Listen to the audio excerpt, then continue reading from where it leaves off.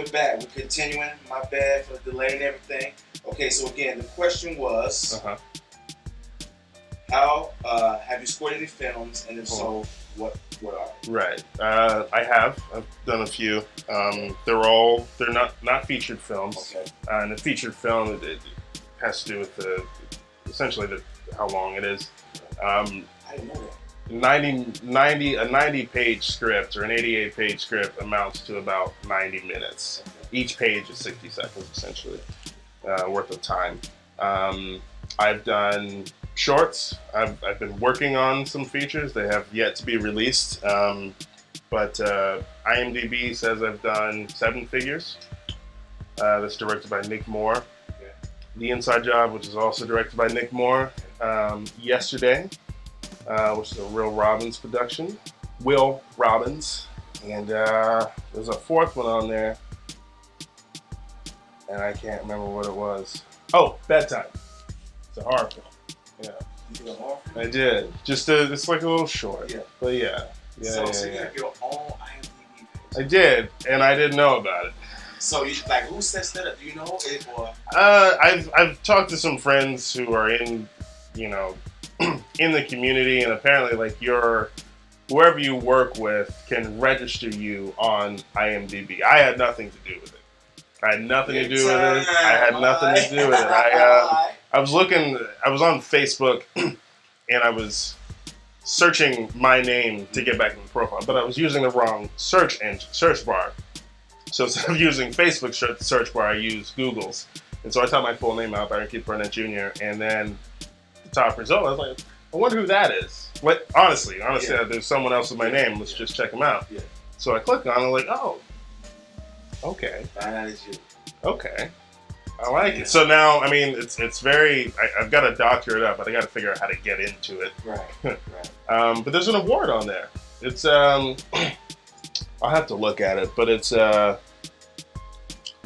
was a Nashville Black Film Festival, and it might have been for best score or something like that. Something or another. I've got to look at it again. But yeah, it's sweet, man. Very nice. It's a very nice feeling. Yeah. So now the goal is to beef it up. And we got to beef it up. Yeah, you got to put a picture on there. Put a bio and all that. But exactly. yeah. Okay, so here's a big question: What drives Byron? What makes Byron tick? You get up in the morning. What's on your mind? Or what's on your mind at the end of the day? What drives Byron? Well, a lot of things do, and I guess I could go on a tangent about any one of them. I speak freely about this all the time because I think it helps other people that are in my situation. But I struggle with mental health pretty seriously, severely rather. So to answer your question, getting up in the morning is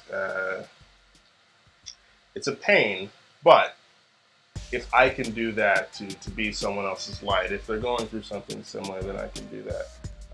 My little brother is my absolute hero, 100%. He's 6 years younger than I am. I want to be like him when I grow up. He's cool. He's so cool, man. Like you gotta meet him, but he's so cool. He's just a cool dude. He's cooler than all of us. And he's aspiring to do something similar with music. He's a hip hop artist as well. Okay. He's always on my mind. Always. I gotta be there for him. What's his name? Britton. What's his rap name? Invictus. Okay, I like that. Invictus. Okay. Yes. Yeah. So and he'll come over to the studio a lot, and we'll bounce back and forth. And I mean, even that, there's like a really cool juxtaposition in what he does in what I do, and we kind of help each other out in that regard. But what drives me is that he's a big part of that, huge part of that, and I got to be there for him. I have to. So how does it he does hip hop? Yeah. How does that? You all ever work together, do stuff together? We try, and I guess in my defense, because I'm being selfish, he is still, in his defense, he's still working out what everything is, He definitely grew. I mean, come from the same mother. Grew up around the same kind of music. Obviously, he's a little later, but he grew up with my gear. You know, he grew up just kind of playing around in the studio. So he's still finding his way. He definitely is a hip hop artist. He dances as well. So I don't. It's just a lot. Different avenues. Different avenues. He's like one of your main drivers. Oh, for sure, 100%. 100%. 100%. That's my guy. And that's not to discredit the other 3 siblings that I have, but and they all play a role too. But he's the baby of the family. And I don't know. That's my guy. That's my guy. You Big know? ups to little bro. Oh yeah, that's my dude. Okay. Now, how does Nashville fit into what you're doing? Like, as far as the market, how does it fit into what you're doing as far as breaking out? In terms of film? Yeah, film, getting your stuff out to the world, starting in your own backyard. How does Nashville fit into what you're doing? I love Nashville. Especially from an artist perspective. I spent a little bit of time in the Northeast. That's where my family's from. I enjoyed that too, but Nashville doesn't have a pretentious attitude. Nashville artists don't, in my experience, it's not a competition. We're all trying to help each other out in Nashville. Other places in the nation, it's a different story. Nashville is a little big town with a community of people trying to help each other. As far as film goes, it's a little more difficult to find like the film niches in Nashville, right? But they're around. There are several film guilds. There are, music supervisors who live here that work for Hollywood remotely, It's just a matter of finding out where those people are, where those niches are, But as a community, Nashville it's working for me. It's brilliant. I can spark a conversation with anyone. I can walk down the street and, you probably play an instrument. If you don't, you did. You know what I mean? Everyone loves movies, so we can start a conversation. We can start some dialogue, right? And from there, who knows what will happen? You can do that in Nashville. And then you don't have to worry about him trying to stomp on you. Exactly. You know what I mean? It's a mutualistic type of relationship. Yeah. Truth be told, you'll probably have more of a chance, like breaking through with what you're doing versus a lot of these local rappers. It's a saturated market type of deal. Yeah. Like the market's so saturated, right? By you being such a unique piece here, right? You know what I'm saying? They'll be pretty much clearing away from you. Right. So many rappers down here trying to do the same thing. Yeah. So you kind of have that working for you as an edge. Right. All right. Name 3 big films you wish you could have scored. Ooh. I wrote some of those down too, man. I was like, man, I don't even know if I have an answer to that question, really, because it's a paradox. Because when I think about these films and these scores, and I love them so much, like I don't want to change anything about them. You know what I mean? I think it would have been pretty cool to be offered to score like a Lord of the Rings type of thing, where there's a story within the music. You should. Howard Shore did that score, and he's got an interview online, and he really just breaks down like the story that's being told through the music. Everyone's got different themes, and that's my style of scoring or writing in general. Just telling a story. That's why most of my pieces are 7 years long. You know what I mean? But I think it would have been cool to been offered that opportunity. I think that would be really nice because it touches on my expertise. And then with that question, I think of all the films that I love, which is also really hard to kind of narrow down. Sidebar, but also related. My dad was the type of dad to show me all the films that you should not watch when you're 6 and 7 years old. So, Alien, Terminator, The Thing, Predator, all that kind of stuff. Yeah. So I imagine like what those scores would sound like today, as opposed to the 70s and 80s, like with everything that we have now. Exactly. So I think that would be an interesting opportunity to take. Yeah. And those are all great scores too, all great. That would be interesting, I think. Yeah. All right. Now here's another one. Name three films you wish you could have scored better than the original proposal. Oh. Like, I could have done a better score than that. Nothing I've seen in the theaters. Okay, I mean, it don't matter. No. No, I don't think I could have done it differently. Okay, different. I certainly would have done it differently. As cliche as it is, John Williams, as big as he is, there's kind of a debate in the scoring community. There's no question he's talented, no question at all. But how does that relate to scoring? Is he telling a story through the music, matched to the picture? And you could argue both ways. You could say yes. You could also say no. I would have certainly done things different in some of the films that he's done. But an example. And it's so hard to say, but because that music is so beautiful. It's so beautiful. Star Wars is one that I fantasize a lot about. Oh yeah, what would I do here? What would I do there? And that's like a big bar, right? That's a pretty big bar. I don't have the credentials to even speak on that, but I am anyway. But I guess it's one that I fantasize about a lot. But again, it's like, it's not what I would do better, it's how I would do it differently.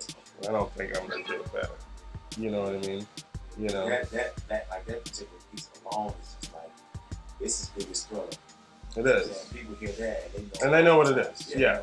It's recognizable. Right. And that's what that's one of his biggest talents. Recognizable score. Yeah. Because I was watching something here. I was watching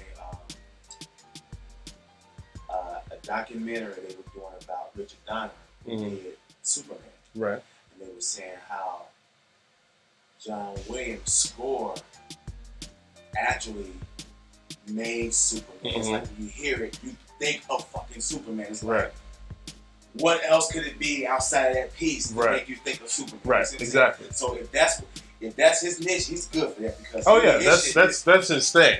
Did he do Jaws too? He did, yes. See? He did. Yeah, I mean, we've got and that's what I'm saying. That's his thing. It's when you hear it, you know what it is. You know, right. Now, whereas scoring, it's, obviously you're matching music to picture, right? In that music, it's supposed to convey the feelings that are unsaid in the picture. Okay. I don't know how to say it without sounding crazy, but he's not known for doing that per se. Now he's got tons of films that Schindler's List, if you ever saw that. The Spielberg film, right? Right. Black and white. Right. Like 5 days long. Yes. Oh, that's scoring to me. Right. Okay. And then you can handpick scenes from a lot of films that he's done, like with Jaws, that iconic theme song. I mean, the shark is among you, right? Or in Star Wars, you have different love themes between Leia and Hans, or Anakin and Padme. Those themes come out, right? But that's just it. It's a paradox in itself. He knows those themes are you're going to remember them. Right. Oh, this is what I'm hearing. Oh, this is what's going on, right? So it's kind of different, and we got to remember he was born in the 30s too. Okay, he's been around for a minute, and films have evolved since then. Yeah. So the idea of matching music to picture is not the same as it is now than 70 years ago. Yeah. Same idea, but there are some differences along the way. Yeah. All right. How do you compare to the top Hollywood? How do you compare? In terms of what? As far as like your skill, your ability, your talent, your pieces, like right. putting your stuff next to a John Williams or Right. some of the other names you mentioned. How do you compare it to some of those? Um, Like in yourself, like when you think right. of them, what do you think of yourself? What do you think of yourself? I try not to think of them. Okay. I try not to think of them. Not just with music. I try not to compare myself with anyone, because what'll happen is I'll start to identify myself within these different facets, and then I lose my identity. You know, in terms of skill, we're all learning. I'm still learning. You know, I'm still learning. I can say that I guess a common denominator between me and the big guys is that, you know, we all started with an instrument or with something as small as an instrument that kind of kicked off the energy, right? But as far as skill, I can't really say. Can't say. John Williams is more marketable than BK Jr. For sure, of course. But I try not to compare. Try not to, because then you get things like writer's block, and that just sucks. I mean, you know, and you're like, oh, this is not going to sound good. It doesn't sound good as this. And it's like, who's to say what it's supposed to sound like other than the composer? You know what I mean? So you don't use it as a barometer from time to time? I will use them as a textbook. Okay, I can dig it. You know, because who reads a textbook from start to finish? No one does that. No one does that. But there's an index, though, right? Yeah. There's an index and a glossary, right? We can start there, and it's like, oh, he or she did this, and that at this part, and what's going on? I can try to emulate those techniques. You know, I can try to emulate those techniques. I do that a lot with James Newton Howard, actually. Going back to the 2005 King Kong sound, I love it. I love it. So I try to not necessarily compare, but diagnose. Probably a better time. Yeah, like as to what's actually going on. Yeah. All right. What film director or directors would you like to work with? Oh yeah. That's a hard one too. But I think so. There are a select few directors that, no matter what, if they release a film, I'm gonna go see it, no matter what. And I think by default, I'd like to work with them in that regard too. Ridley Scott is one of them. And Ridley is literally a hit or a miss in terms of his films. American Gangster, Alien, Gladiator, things like that. Yeah. But then also you've got, on the other hand, you've got Alien Covenant and Gods and Exodus and things that just, they didn't do very well critically. Commercially, I think they were fine. I'm going to go see his film, no matter what. Tarantino. Okay. I will go see his film, but Tarantino doesn't incorporate a lot of composers. And he has said, because it gives him, incorporating a composer into a film, it gives them too much power. Mm-hmm.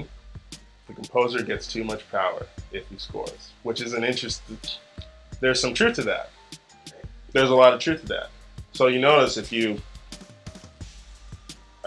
look at a track list of his films, there are not a whole lot of composers attached. He relies mostly on the talent.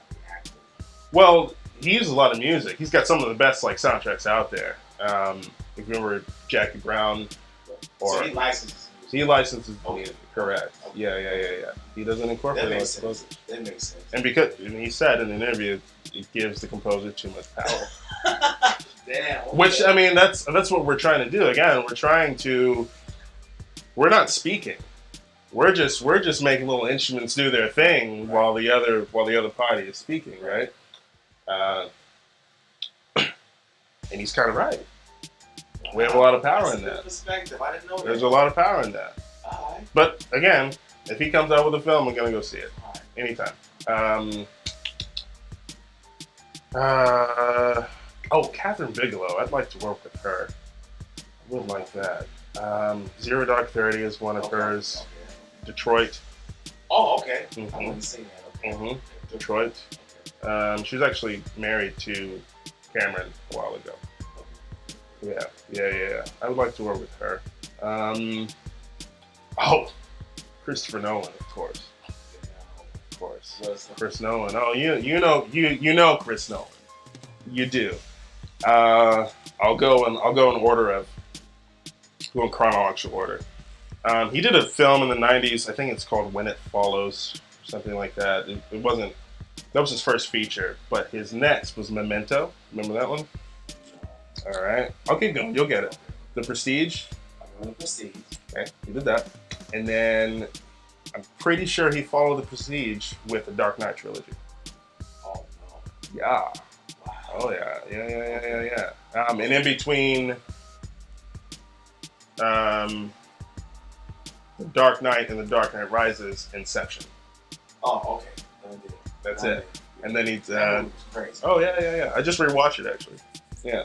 And then Interstellar. Okay. One of my favorite films of all time. Yeah. Interstellar. He did Dunkirk, the World War II film. And then he's got a new one. It's going to be released either 2020 or 2021. It's called Tenet.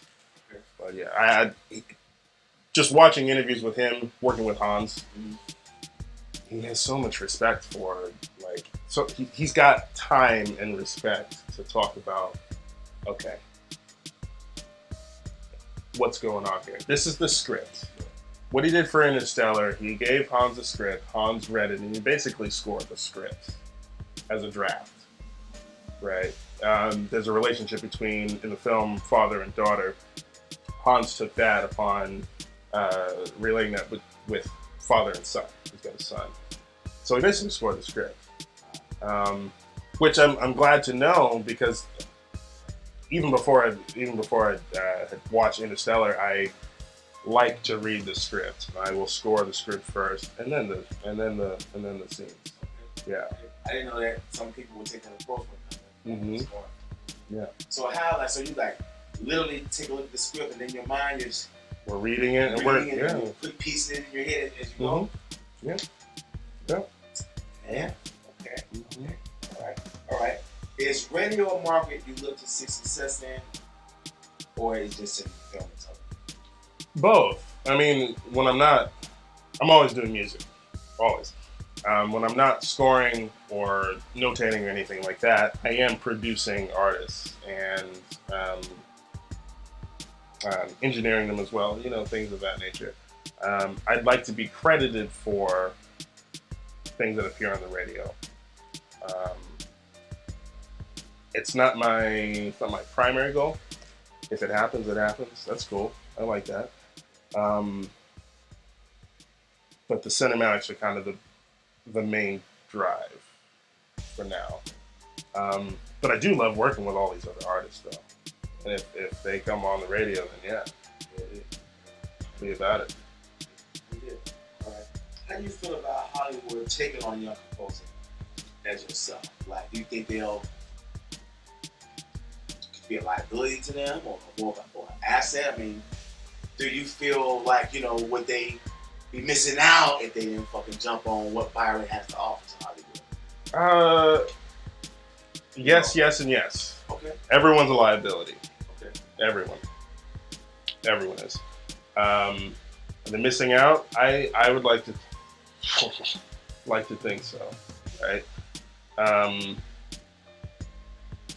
I don't know the microcosms of Hollywood's brain or anything like that.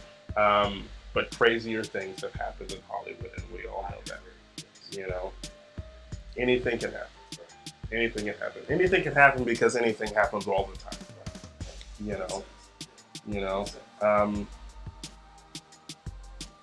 With Hollywood, as long as you're now within this era, as long as your rap sheet is kind of clean, I think they'll be fine with hiring someone as young as I am. Yeah. Yeah. All right. Have you ever performed your pieces live? My pieces?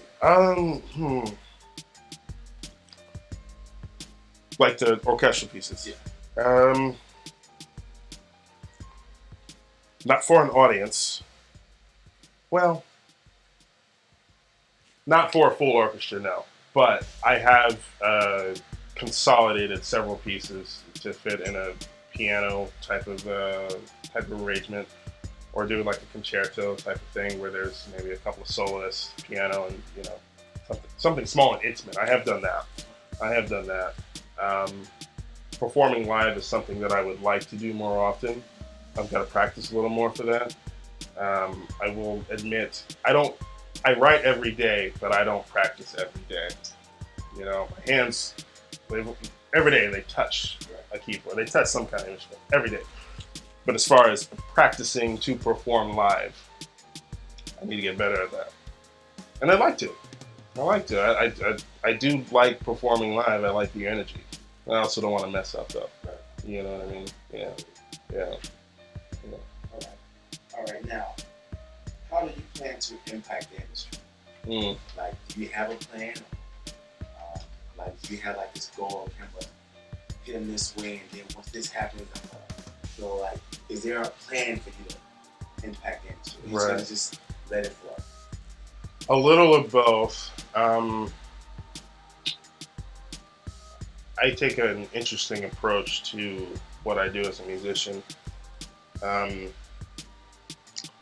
Music has healing properties. It does. Music historically has started wars. Music has ended wars. I think music is the antidote that a lot of us need. Art in general, music is just kind of a facet of that, right? To answer your question, I am using music as a weapon, right? Also feels good too. Most importantly, using it as a weapon to fight against disparity, hopelessness, poverty, things of that nature. My music can bring you out of the dark. Or, if you want to stay there, we'll walk with you. Okay. Yeah. Music is, I've seen music do a lot over the years. Oh, yeah. I've seen music break up. I've seen music make up. Mm-hmm. I've seen music do the right thing. I've seen music do the wrong thing. Mm-hmm. You're right. Yeah. Music is like itself, and it's its own person. It is. Its own personality. It is. What I like to say about all of us, we musicians wise, okay. I respect all art, but obviously I'm biased towards music. We're superheroes, and here's why we're superheroes. Here's why. You ask the question, what is sound, right? What is sound? Sound is just it's vibration of energy in the air. That's all we're doing. We're superheroes because we have the mentality and the wherewithal to take that energy and bend it and mold it. You know what I mean? And just throw it places. Right. You know? I mean, it's amazing. Right. It's amazing that we can take this type of energy and then we can orchestrate it, put it all together, have the different energies talk to each other, and then that affects the mood of anything. Of anything. Yes. Right? Yes. We're superheroes. Yeah. We are. I love you, man. You hit it on the nail. Okay, one last question. Yeah. What are some of your bucket list goals? Bucket list. Before it's all said and done, before you check out. Before I check out, I want to go to space. Sweet. I want to be in space. Like physically? In space. Okay. In the galaxy. Okay. I want to be there. 100%. I'm enamored with the universe. I want to be there. And now that it's on record, so my mom can't say I never said it, but I've told her several times. I want to be buried. I want to be cremated. And I want my ashes to be dispersed in space. That's what I want. Space, huh? Yeah. I will settle. I will settle for the Atlantic Ocean where the Titanic sank. I will settle for that. I will settle if you want to drip some ashes there. I'll do that because again, that's the inspiration, right?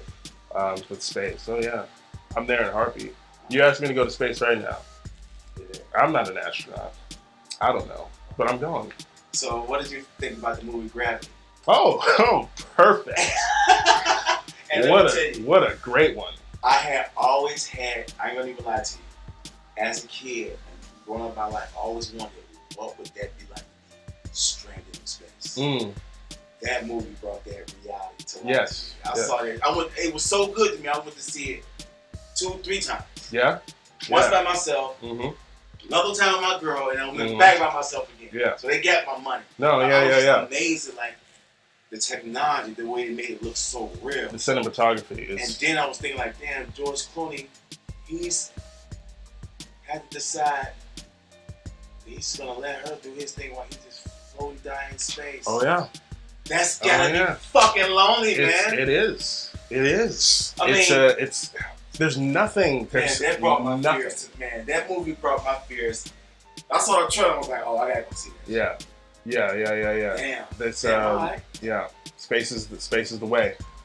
That's the way. So, with any shout outs, any whatever you want to say before we wrap everything up?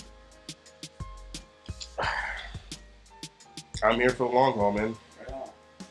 You know, here for the long haul. I appreciate the opportunity. Thank you a lot. Definitely. You know, really appreciate that.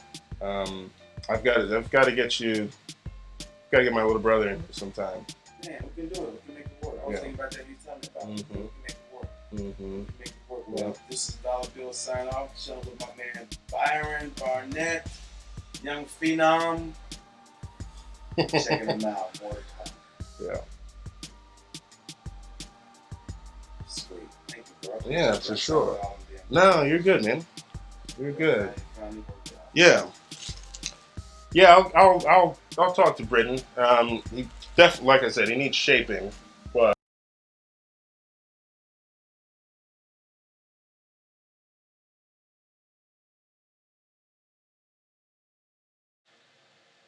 all right. Now we're good to go. All now right. We're in effect. All right. Now we're Very well. effect. Thank you for your patience, bro. Of course. All right. Again, let us know who you are and tell us what you do. Sure. My name is BK Jr. Okay. I'm a cinematic composer out of Nashville, Tennessee, this great city. I also produce and I practice engineering as well, audio engineering. Okay. Yeah. All right. So, how long you been audio engineering too? I've been playing around with it for a while, but getting serious about last 2 years. Okay. Last 2 years. So you mix your own stuff then? I do. It's a lot of tracks that you be mixing? It's a lot. It is a lot. It just occurred to me yesterday. I was in the studio and I was just making templates, just so the workflow would be a little easier. And then I realized I started at 11 and I stopped at about 2:30. It took me 2.5 hours to not even write. I mean, we're loading instruments and organizing them in a DAW. It's about 3 hours of work, man. Yeah. I'm at 65 tracks now. Wow. But I mean, a normal gig is anywhere between 60 and 85 for the smaller projects even. Yeah. Your stuff sounds good. You sounded good with the mixing and everything. Yeah, thank you. Thank you. All right, so tell us how long you've been composing music. I wrote my first score. It was 11 or 12 in 6th grade. Well, I shouldn't call it a score. I notated for the first time in 6th grade, 11 or 12. Yeah. I wish I had it. I've been trying to find it. It's called Walking. You had it recorded somewhere. I haven't had it recorded. Just notated. I just wrote it. I heard a bunch of sounds in my head, and at the time I knew enough about an orchestral layout to put something on staff paper. And I remember showing my band teachers hey, this is what I got. She's like, that's good. Keep moving on. So I did. So I guess it's about 15 years now. Wow. That I've been in that type of threshold. Damn. Yeah. Damn. Okay. Yeah. Okay. So this is the question I really want to know: why classical? Why not the traditional R&B, pop? Yeah. Because most of us coming from the hood. Right. You know, we don't delve into classical music. Right. You see what I'm saying? So why that? Well, I'll break it into two parts. First, it's important to discern what is classical music. Okay. And I will say I do not write classical music. I don't. Classical music is it's a period more than it is a term. Sweet. Right. It's an era. We'll say that. Okay. Yeah. I never knew that. Okay. Yeah. So thing. Yeah. Yeah. So you've got Baroque, Renaissance, then the Classical period, and then the Romantic period, and then contemporary modern. Uh, Classical artists are your Mozart, your Brahms, Chopin, things like that. I don't write classical music. I can attempt to play it. Can attempt to play it. And I guess the second part of that question is, I don't know if I've told you before, but my mother was a DJ. She majored in mass communications at the University of Alabama. Yeah, right. And so through my childhood, I'm introduced to all types of things. And she's interviewed a lot of different kinds of people, different kinds of artists. Um, I don't know. I do know. I think so. Why classical stuck with me. Um,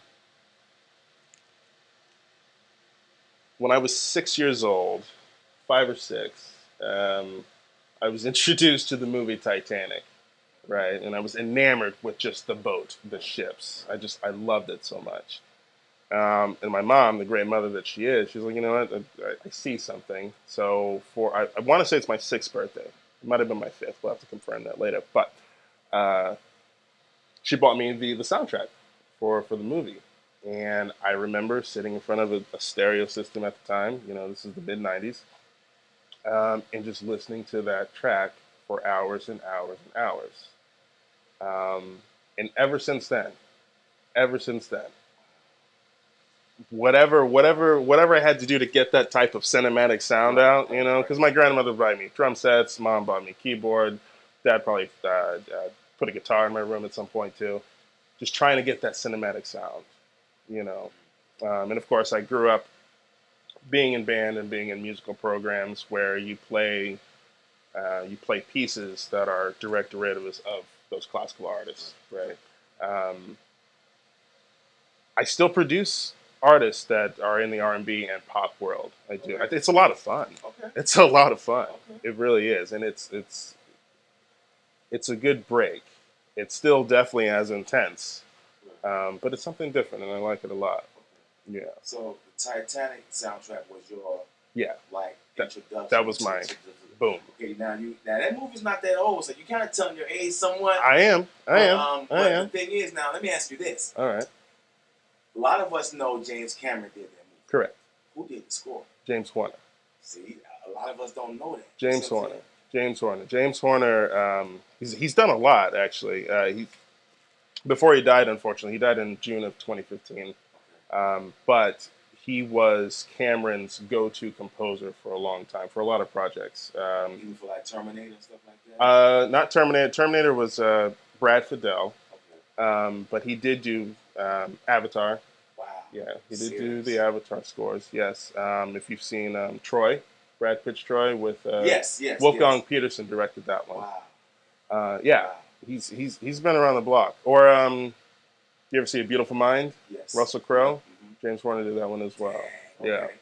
Yeah. So you know who's who in that field. In that film, I tried to. Yeah, right. I tried. I mean, to. it would only make sense if that's where you're going. You're gonna learn from the best. Right. The best. Right. It would only make sense. Right. I'm the guy that stays the extra 5 minutes to look at the credits in the theater. That's yeah. sweet. Yeah. That's sweet. Yeah. That's sweet. Okay. Okay. Who are your top 3 favorite composers and why? Oh man, that's a big one. Okay. That's definitely James Horner because of he kind of I guess launched my career in a sense. You know, because I listened to him for hours and hours and hours. I also love his technique a lot. Top three. So many. Goldsmith, who did the original Alien. 70s. 79, yeah. Wow. Yeah. Okay. And Secret of Nymph, if you remember that one. Old cartoon. That came out in '82. What's the name? What's the name again? The Secret of Nymph. Secret of Nymph. It But sounds familiar. the rats in the laboratory. It's a cartoon. Familiar. Yeah, it sounds familiar. It was released for children, but it turned out being very dark. Really good. Um, let's see. Hans Zimmer is obviously a go-to. But what a lot of people don't know that listen to Hans a lot, he was big in the '80s. Like he was already doing things in the '80s. In the '90s, where kind of my prime childhood was, he did things like Prince of Egypt, The Lion King, things like that. Yeah. So before the Dark Knight craze, happened, he was already in the system. He was already in the system. Um, James Newton Howard is another one of my favorites. And what has he done? He's done, notably, he's done the Hunger Games series. Sweet. Yeah. Okay. One of my favorite scores of all time is King Kong, the 2005 version. Okay. Oh man. Okay. That just gets me going every time. Even talking about it, I love it. Okay. He's another one of those. Like if you look at they do these things like once a year, like top film composers around the world. It's usually about from 1 to 60. James Horner is always going to be on that list. Newton Howard is going to be on that list. Howard Shore, who did Lord of the Rings, he'll be on there. Hans Zimmer, of course. John Williams. All those guys will definitely be there. But that's a tough question. I pull from all of them. Man, I mean, they all. I just know of like John Williams. All those names you called off is because I like the movies that he scored.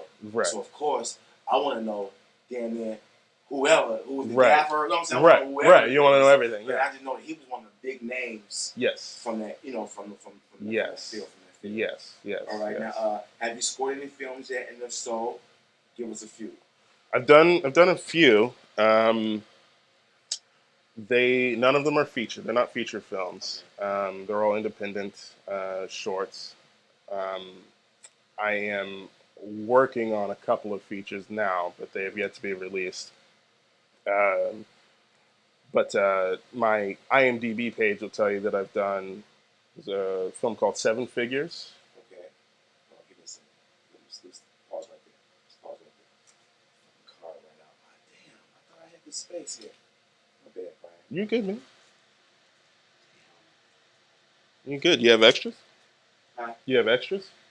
I think I got another one right here.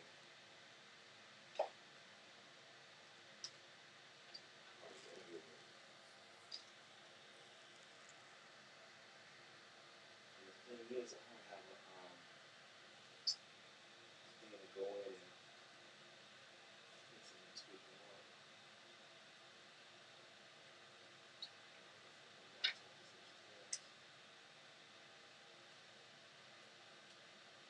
So that's 8 gigs used up already. Sorry about that. You're good, then.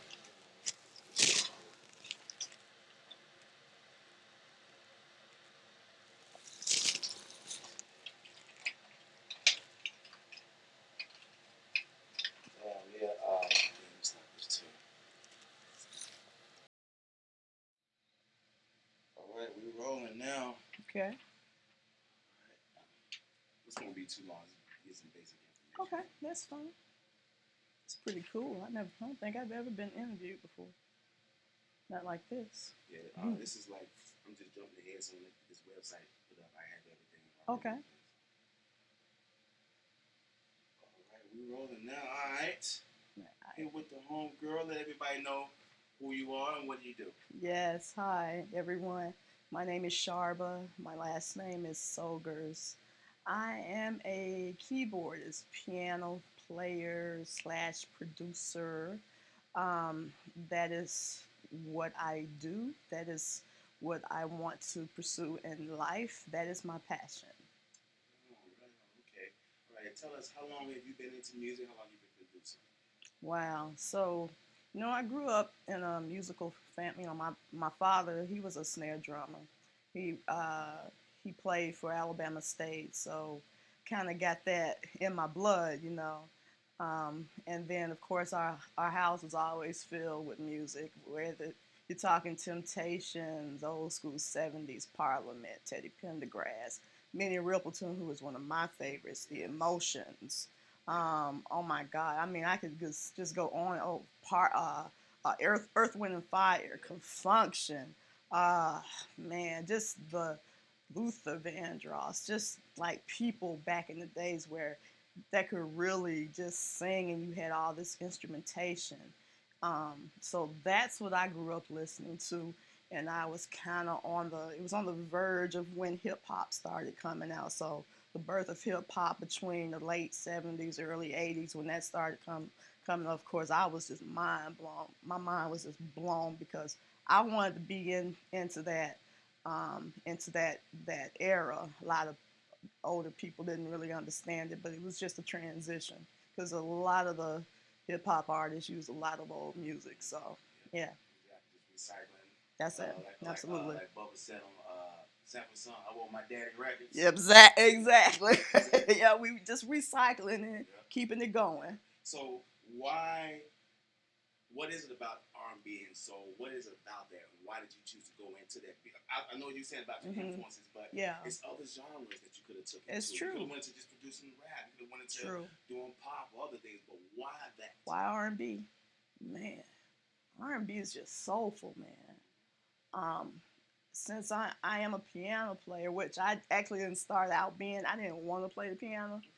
So how did you how did that happen? How did it happen? Was it an accident or what? It actually was an accident. Nobody asked me how I felt about it. So this is really what happened. So I used to sing. I used to think I'd get my hairbrush and my mic. That was my mic, and I'm singing out for my dolls and my little stuffed animals. I'm singing out there, singing Minnie Riperton, yelling Minnie Riperton, not really singing. So me and my friends, we would do like these talent contests and stuff.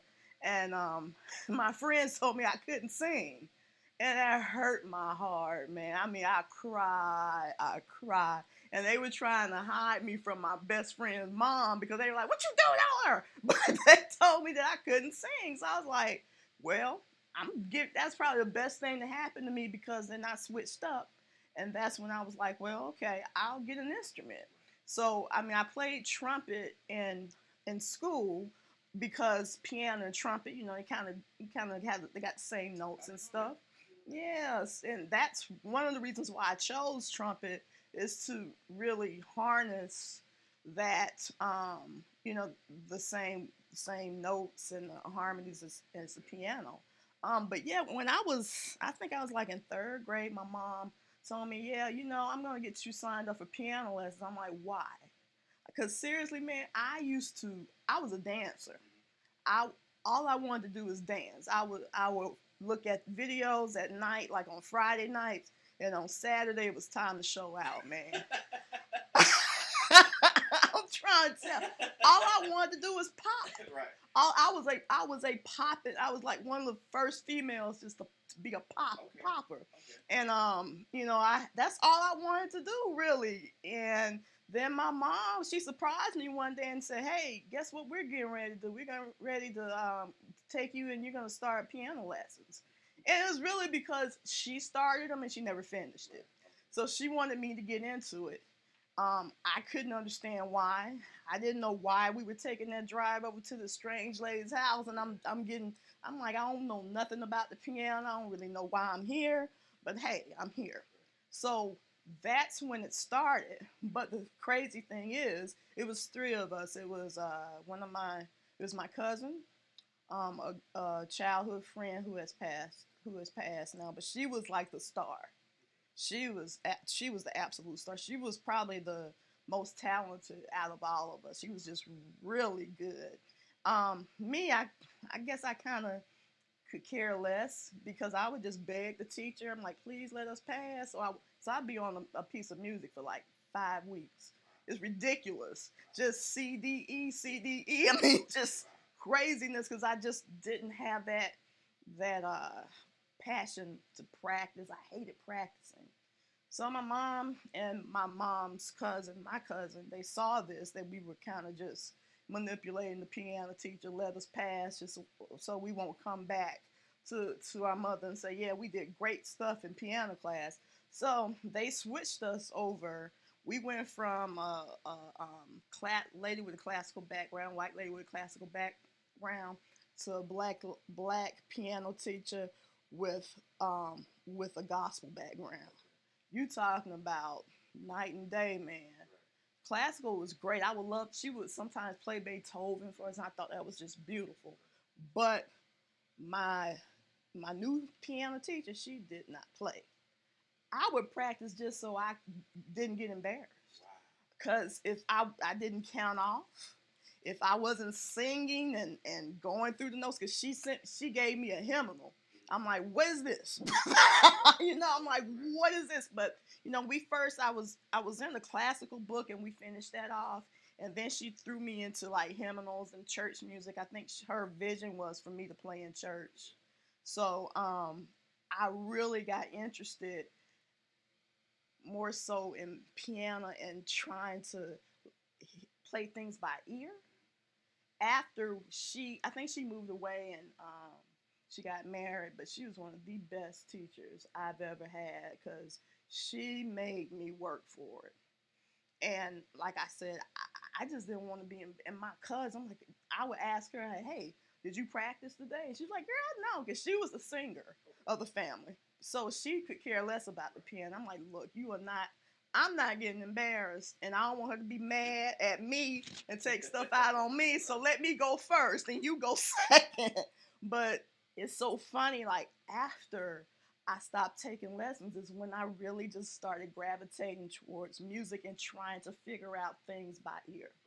And that's where it started, and I've probably been doing that since high school, man. But off and on because life intervenes and you have to stop and you fall in and out of love with music, but it always comes back. Yep. All right, good story, good background. Yep. All right, what are your top three favorite producers and why? Ooh, wow. Top three favorite producers. Mm.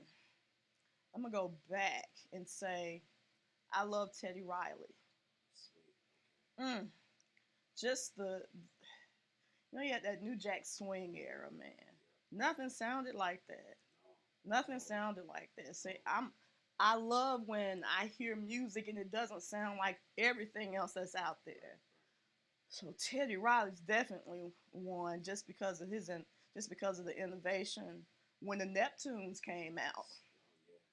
My God, just the And they're tied in. yes. Yeah, there's a correlation between. See, exactly. So when they came out, man, you talking about something different, something new, really innovative, ahead of their time. Everybody, they didn't know what that was.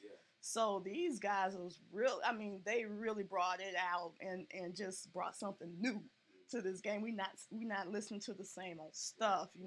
And it's not so much like everything is sampled. Their stuff is new, new sounds, a new way of putting songs on paper and using different things. So Neptunes is really they're one of my favorite ones. And trying to see who else. Let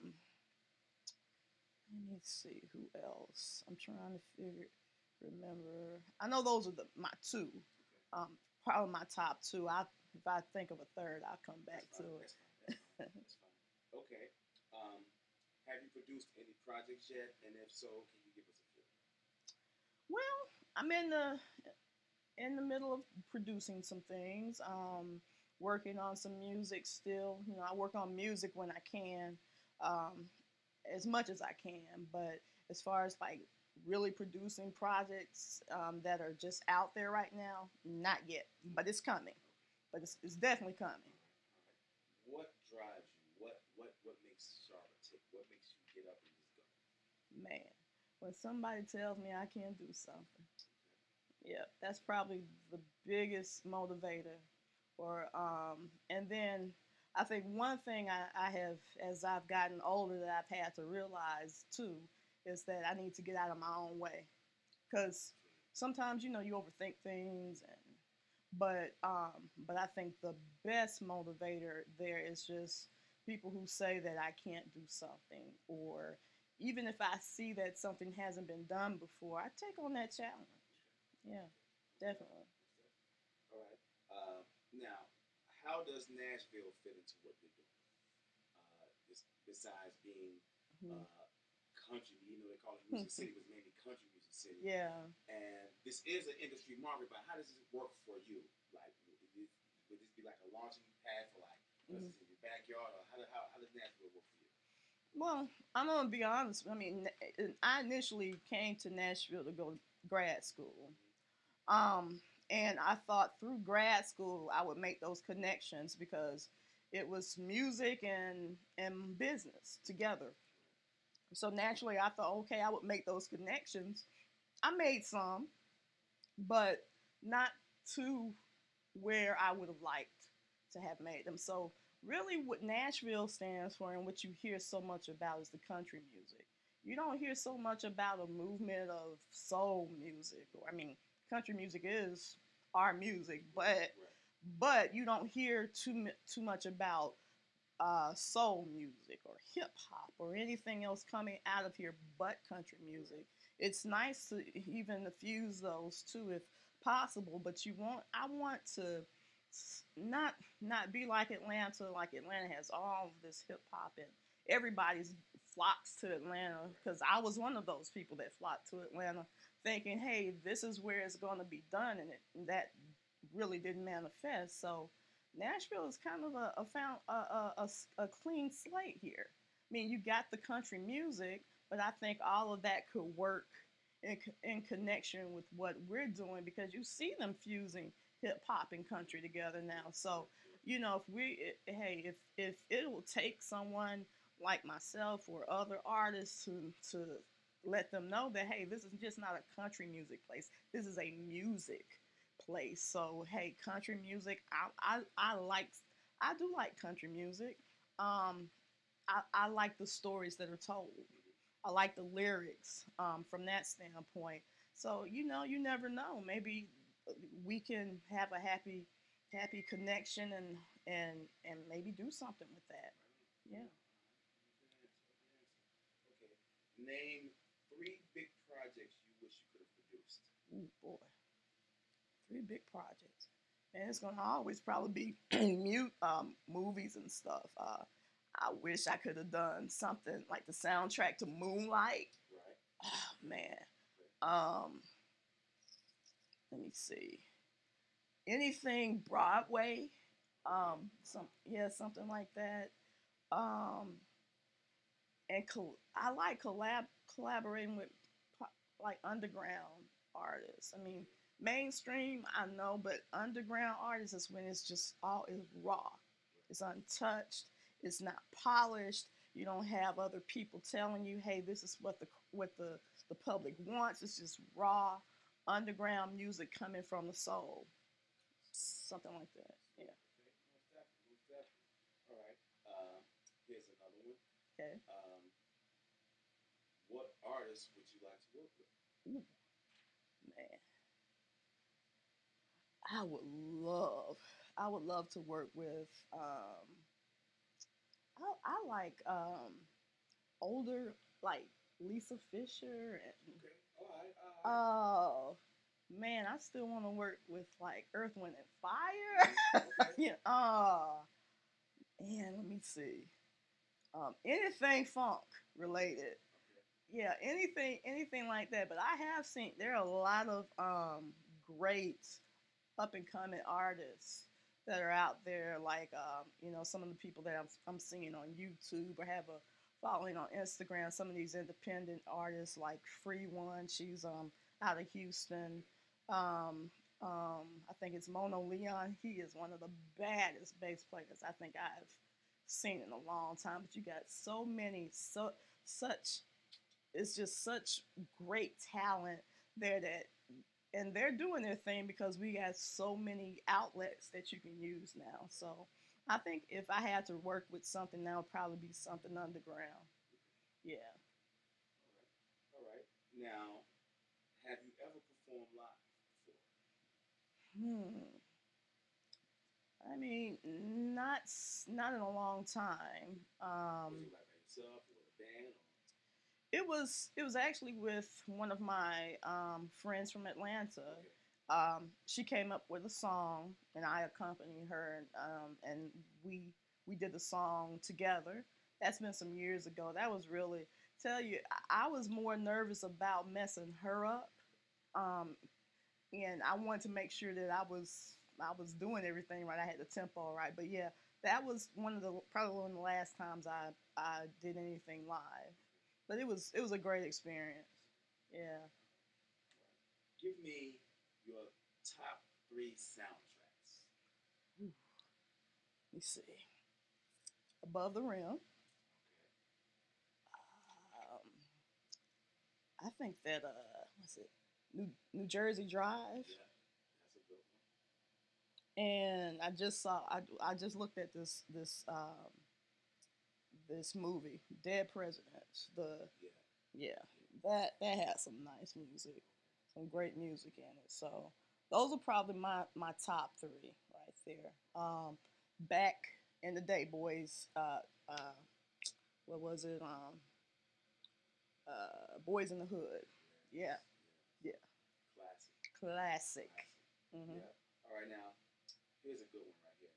Hmm. How do you plan on impacting the industry? What are you going to be contributing to the industry? What can the industry be looking for from you that they haven't had? You see what I'm saying? So, what is your Hmm. impact on the industry? Um, I think it starts with the product. Um, I mean, you have a lot of music out there, but I think my music is a little different just because it kind of infuses more of a jazz element to it. But I also have want to make sure that I tackle some issues since I have that platform. I want to tackle some issues that are dear to us as Black people. We're talking about poverty, police brutality, some of the things that we still have this issue with race. That's a big thing. Nobody wants to talk about it, but we really need to have an honest discussion about it. So, I mean, my music, I think I want to tell a story. I think it's very important that music has a purpose. And I hope that I hope I can make an impact on kids, and so they can see that it's a different way to come up and to live, and there are bigger things than just what you're going through, you know, on the surface. You can be anything that you want to be. You can definitely shoot for the stars. You always want to dream, because dreaming, if you stop dreaming, then you don't have anything to look forward to. So you got to keep doing that, no matter what your circumstances are, because you can make it, definitely. But I do want to have that platform so that I bring a voice to the voiceless. Yeah. Now, tell me, how do you feel about today's music industry now? Coming up from listening to the way we used to groove in the 80s and Yeah. the way we really took over the 90s. A Hmm. lot of it kind of seems cookie cutter, Yeah. like it's coming off the conveyor belt. Hmm. A lot of originality is gone. Right. Then there's this thing that a lot of our music has been taken from us. The culture vultures have been Yeah. diluted. So, what is your take on Hmm. how do you feel about today's music, especially our music, urban music? Urban music. Are we going to survive in this? Can we come? Can we come back? Or what is your take on it? Well, I think we can all, as always, as urban music, we're always going to be able to bounce back. But I think there's a difference, I think, in the talent pool here, because back in the day, people were groomed for this. Mm-hmm. People were groomed for years. I Yeah, mean, if you yeah. look back at like the Motown model, Mm-hmm. there were people on that label for years and years and years before we ever heard of them. Right, right. So you don't see that so much to with the music today. It's really, hey, anybody can make music. You got a keyboard and a MIDI controller. But what we're missing is that orchestration, putting all of that together. I miss real instruments. I miss that band sound or people just being able to play live instruments. We have some of that. We have some of that going, but that's what I miss about the old, by back in the day, because they played old. I mean, they played their own instruments. They recorded with their own. They recorded with orchestras. Now everything is kind of like computer generated and real quick, that's what I think that whatever, yeah. You got me. That's what's missing now. And I hate that, because I think we need that. I mean, we just kind of like, it's kind of like a conveyor belt. It's like, this is cookie cutter. This is how this is what they're listening to right now. Let's move that in. We're going, oh, okay, this, you got 3 million users. Okay, we can do that. Yeah, Right, push that right, out. right. It's more popularity versus Right, talent. right. It's so much of that, and I hate it for the people who were so talented, and then you hear some of this Right. stuff that comes out, and you're like, why is this being played?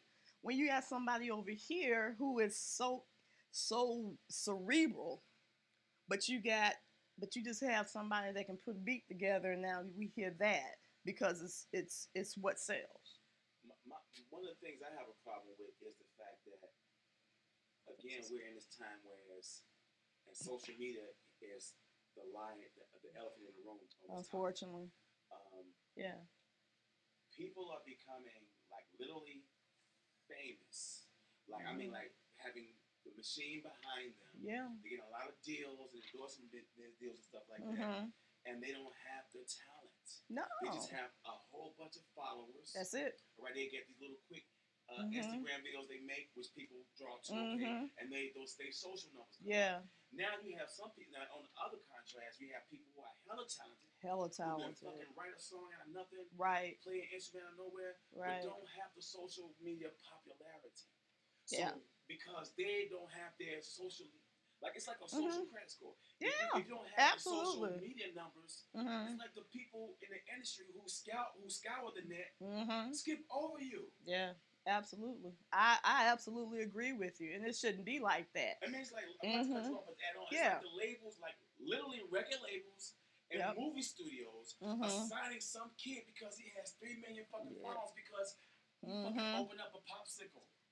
What did we just say? Authenticity. You see what I'm saying? So, missing all of that.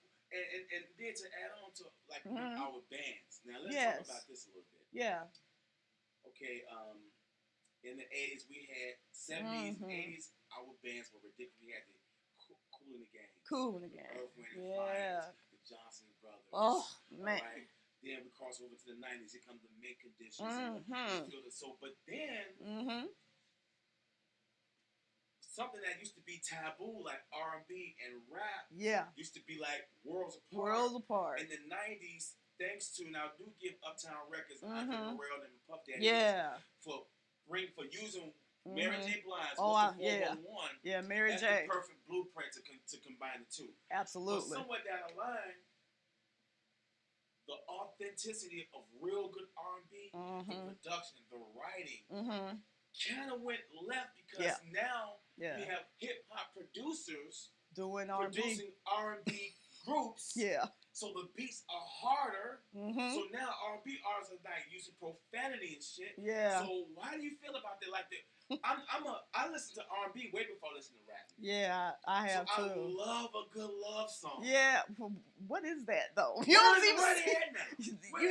You don't see that. You see people getting right, and all of the just the subtleness of this stuff is just gone. It's like, all the romance and shit is just gone, man. It's nothing there. And that comes back to these hard ass beats, and y'all just, it's more hip hop than soul.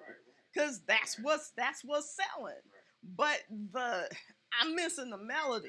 I'm missing the changes. How you moving? What key is that in? How you changing that up? I'm missing all of that stuff that you used to get. If you go back and listen to a Luther Vandross, that damn bass, Marcus Miller is knocking it out. I mean, he is killing that damn bass, and then you hear him come in. His instrument is his damn voice. He can forget anything behind him. He really doesn't need that. But I mean, it's just that sort of thing that just pisses me off about today because, like you said, anybody that got 1 million, 2 million, 3 million users, and then you can tell that it's bad because when they get on stage, the stage presence ain't shit. Stage presence It's gone. This is gone. It's out of here. Now, I remember back in like the 90s. Oh my God. Rappers used to have this. They used to try to avoid going, grabbing your nuts. Yeah, yeah. So they used to really try to put on a show. Yeah. Now we are in that era where rappers just grab They don't nuts care, and man. they're rapping over their song. Yeah. Like, when I went to see LL back in 87, Oh yeah. he rapped live. Yes. Rakim rapped live. Yes. KRS-One rapped live. Yes. The Migos, and I love them. I like them too. They're pushing the culture forward. I love them. But they just on stage rapping on top of their songs. You can hear the backing track going. Yeah. You see what I'm saying? They just walking back and forth, bumping into each other. There's no live show performance anymore. Yeah. Artists are not being developed anymore. Right. They're getting on these radio shows and you ask them a question, they're like, damn, man, shit, man. They're not prepared for radio interviews. Right. That's what we go back to, like how I said, they're not developing these artists. Like, I mean, like Motown and the way that they did it back in the day, man, the Temptations were on there how many years before they actually had a hit? That's another thing. Here's another thing about it. See, back in that era, them record labels was really trying to, first of all, get their money's worth. Right. They were really trying to develop these artists. Yes. The history behind the Temptations is they was never hit off the bat. Right. They had about 3-4 albums that kind of fucking flopped. Yep. Try that now. And artists will get dropped off their label you gone. the first time the first single don't do good. Yeah, you gone. So the patience with the labels is out the window. Oh, yeah. So now the best thing is to pretty much be independent.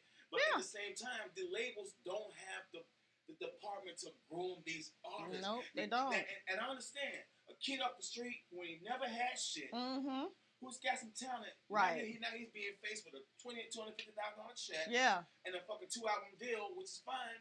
But I would suggest develop him, put him in a room, get him some media training. Because when he goes to swear in the morning, you want him to fucking look stupid. There you go. Simplest question. So how long there you been you rapping? Go. Oh shit, man. Right. Damn, man. I want to say, how long you been rapping? 2, 3, 4. What?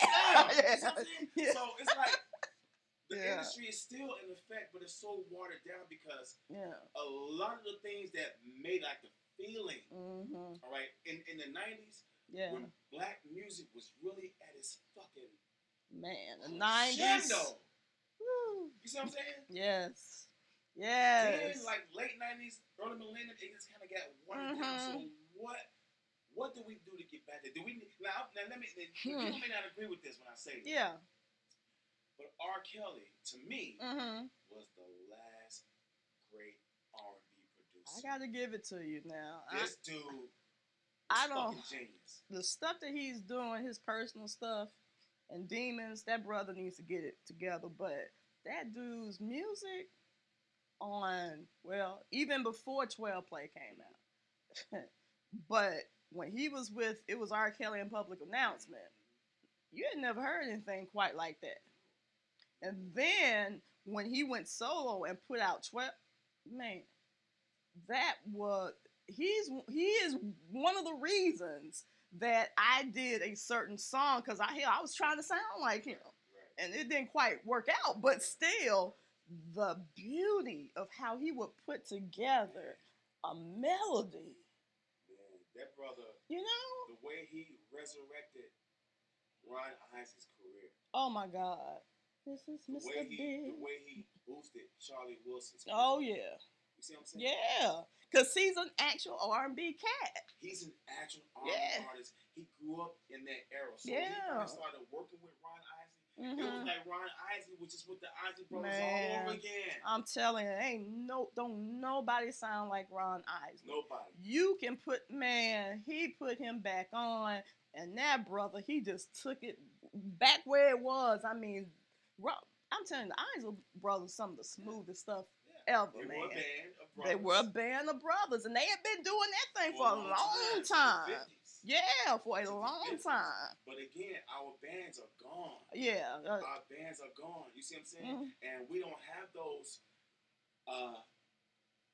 like 50-year reunion of Earth, Wind, and Fire going Yeah. on the road. We don't even see the 30-year reunion of Ready for the World. You Right. know them? Oh. All right. Man, yes. You know what I'm saying? Yeah. But we still got the Eagles going on the road. Yeah. The Rolling Stones still Yeah. on the road. Yeah. You see what I'm saying? Yeah. So it's something going on that we're not preserving our own legacy with this music. And I don't know what it is. I don't know if it's because of some bad deals. I don't know. I'm not really sure if it's just music based. I don't know if it's because of people falling out over different things or what it is. But I mean, music is, when it comes together, music is music. But you're absolutely correct. There is something missing there. I've always said it because now, like you said, hip hop and R&B kind of mesh together. It's really no separation. You know, like Chris Brown, he came out kind of as a R&B cat at first, but you know, he times come to when everything comes together and it still sounds like a hip hop thing, which I get is you know, youth, young hip hop. It's a movement. I get that, but it's R&B is just like it's the foundation, man. I mean, you got to get back to that, and I think it does stem from people, with the exception of maybe the Roots. You got Kendrick Lamar, who has his band that he plays. I mean, you remember when MTV used to do Unplugged? Yeah. That sort of thing is what I'm talking about. Is what I miss. Because I mean, you got the man. Hey, do your bass solo. Oh, dude on the guitars, on the lead is bad. Oh, damn, that drummer is tight. Oh my God, Prince. Yeah. The Revolution was a bad ass band. Man, Sheila E. Yes. All these people. Michael Jackson, man. You just, I mean, the way that his entire family, how they developed and became the unbelievable group, and him just this untouchable superstar. But Prince, dude, oh my God, that man. Prince was like in a dimension of his own. He was, yeah. Nobody can touch that man. He don't even. I was just listening to his one of his first records that came out. "Wanna Be Your Lover."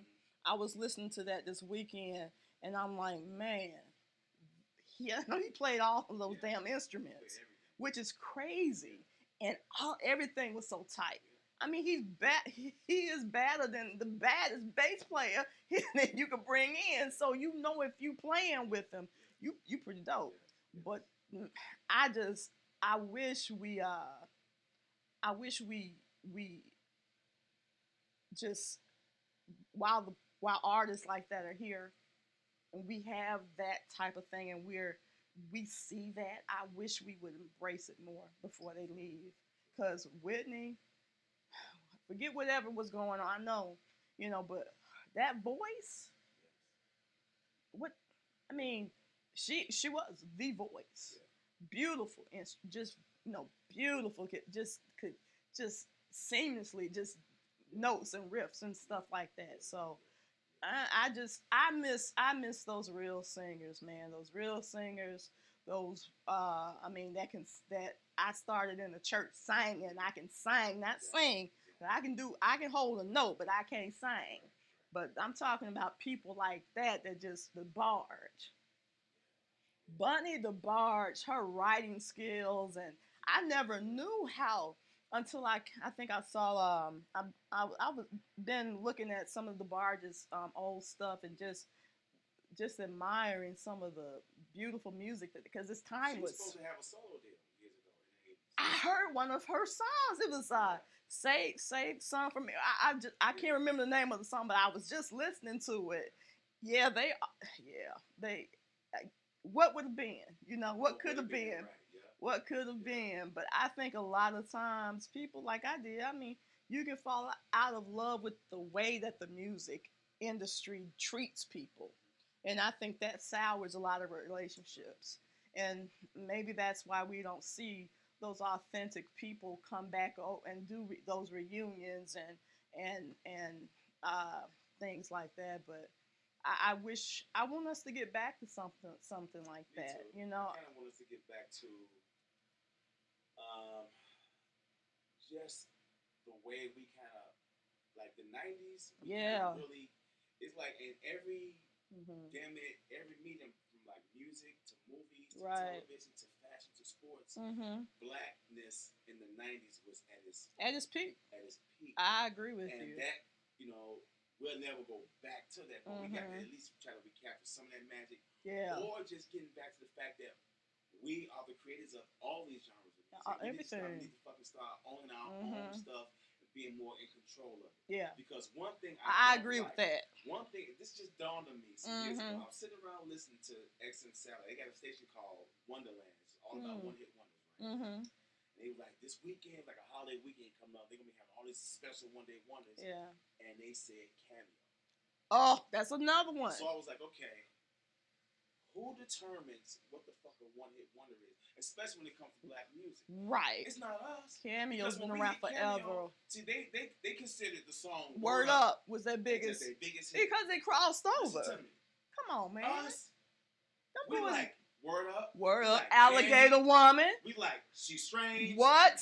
We like motherfucking goddamn everything. Keep it coming. Keep it coming, right? please. Yes. So Flirt. Why are we in a position to determine who our one hit wonders are? Not truthfully enough, we can say, okay, Johnny Kemp just got paid. Yeah. We can say that. We can say Jermaine Stewart. We don't have to take our clothes off. Right. Okay, yes. Mm-hmm. But you all don't get to determine Cameo as a one hit wonder. Yeah. I agree with you on that one. I don't know where that came from. To decide. I don't know where that came from at all. It's only because they like one song by like that one and song. now they consider them a fucking one hit wonder. Yeah. Go to a black house, you're gonna hear more. You're gonna hear some Cameo shit you never fucking heard before. Please. I just want to be. Yeah. What? It won't me be. Yes. That's a hit to us. And that is pure funk. Come on, man. For real though. So when it comes to hits, Word Up is down the line to us. Come on now. Word Up is down the line to black people. We talking about hits from the fucking 70s. Yes. Yes. So come on, man. That's what I'm saying. We need to get back to determining our own destiny. I think that I agree with you. I think it comes with black dollars. I mean, we, like you said, we gotta own and take control of our own thing. We got to, man. We got to, because I think a lot of people, when you look at some of these deals that people had and shit, and then you got bands that break up because this person getting too big, or they hey, in the background they grooming this person to go solo. How you gonna feel? You ain't gonna want to play shit with that person no more. Man, damn, you get another drummer. You get another bass man. Oh, you going solo? Won't you play all the damn instruments then? So people not having that. So I think a lot of things we don't see the bigger picture of. And then you come back and like, damn, what happened? 20 years later, damn, we was the best. We were out there. And what happened? So, and you have people like groups like Arrested Development. Man, they were a different. I didn't know he was from Atlanta for the longest. I did not know they were from there. Just different. That's what I'm talking about. And they social issues. And some of us don't want to hear that shit. We want to be boop, boop, boop, boop, boop. We want to hear Luke stuff, which is like, Luke stuff ain't bad. Right. Hey, that's what you want. But sometimes I don't want to hear Luke stuff. Sometimes I want to be enlightened. So, man, I don't know. I'm not really sure where we went astray. We gotta reel it back in. Maybe that's what we're here to do. Maybe that's what we're here to do. Hey. All right, one more question. Yep. What are some of your bucket list wishes? What are some of the things you check off before you check out? Man, I gotta do a music project and have it out there and collab with my brothers right here, my brother on the other side of the camera. Just collaborations with other artists. Hopefully maybe bringing a group together of soul singers together and doing like a collab for that, and so that you can appreciate what that was. Getting a Patti LaBelle and some of the early soul singers together and doing like you remember how Quincy Jones used to do these albums and bring people together and just have beautiful music, something like that. I mean, I think maybe we're the ones to bring that back because it's missing right now. You got a hole in the market and it's missing. And I think, hey, if your product is good, you got good backing. Hey, we might not even whether it goes well, we hear one person or 1,000 people or 1,000,000 people hear it. To me, I just want to make sure it gets out because for the longest, I haven't been able to make my mark in the music industry because I just have put it on the back burner. It's only I don't have time for it. It's always something, or I got to work or something. But now this I gotta do it. That's before I leave this earth. I gotta put something out. I gotta do something positive in music. I gotta use that platform to to educate people or to bring awareness to certain causes. I mean, it's just got to be done. Somebody has to do that, and I want to be that person. I want to, and even if I leave this earth and my music doesn't excel until I am dead. I hope that my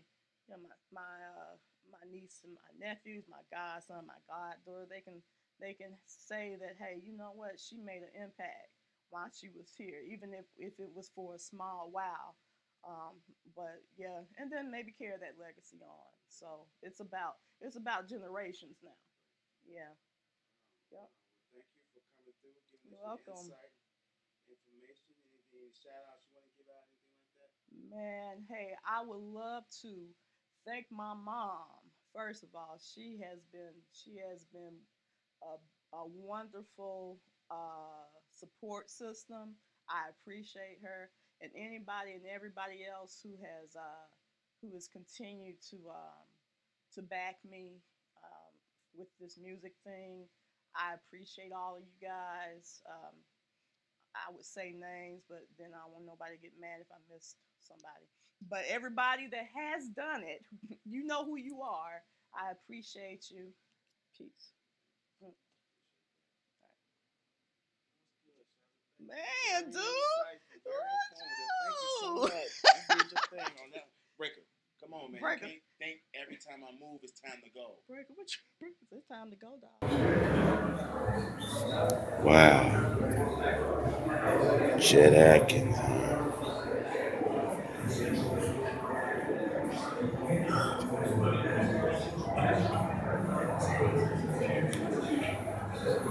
It's got a replica of the Stax Museum marquee.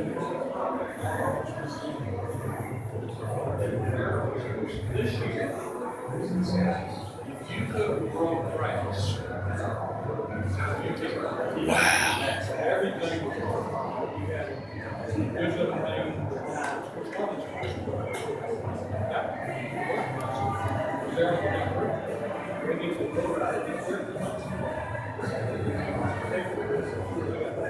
Wow. Look at all these BMI certificates.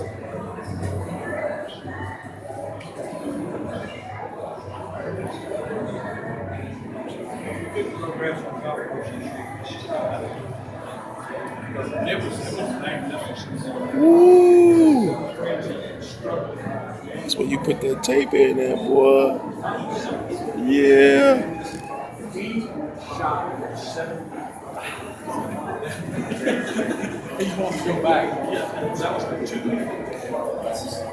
Hey, this is what we're gonna come do our album on. We're gonna record our album on this right here. That night. And he invited us all out to the ranch, out to Redwood City, out to California. Wow. Finished it up in Alabama. And Look at that boy. Patch Bay. And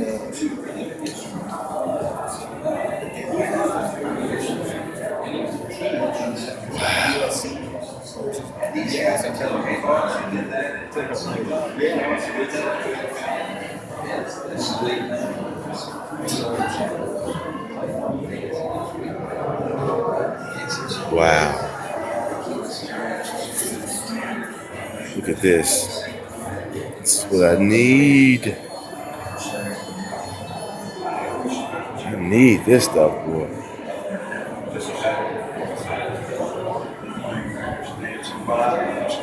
Billy cap.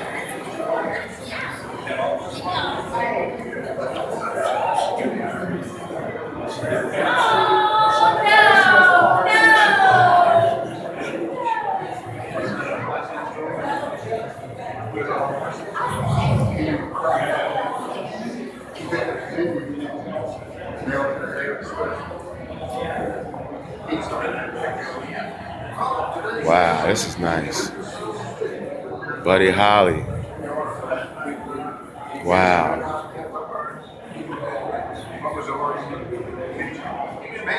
Dusty Springfield. Wow. This is bad, boy. This is bad. This is dope.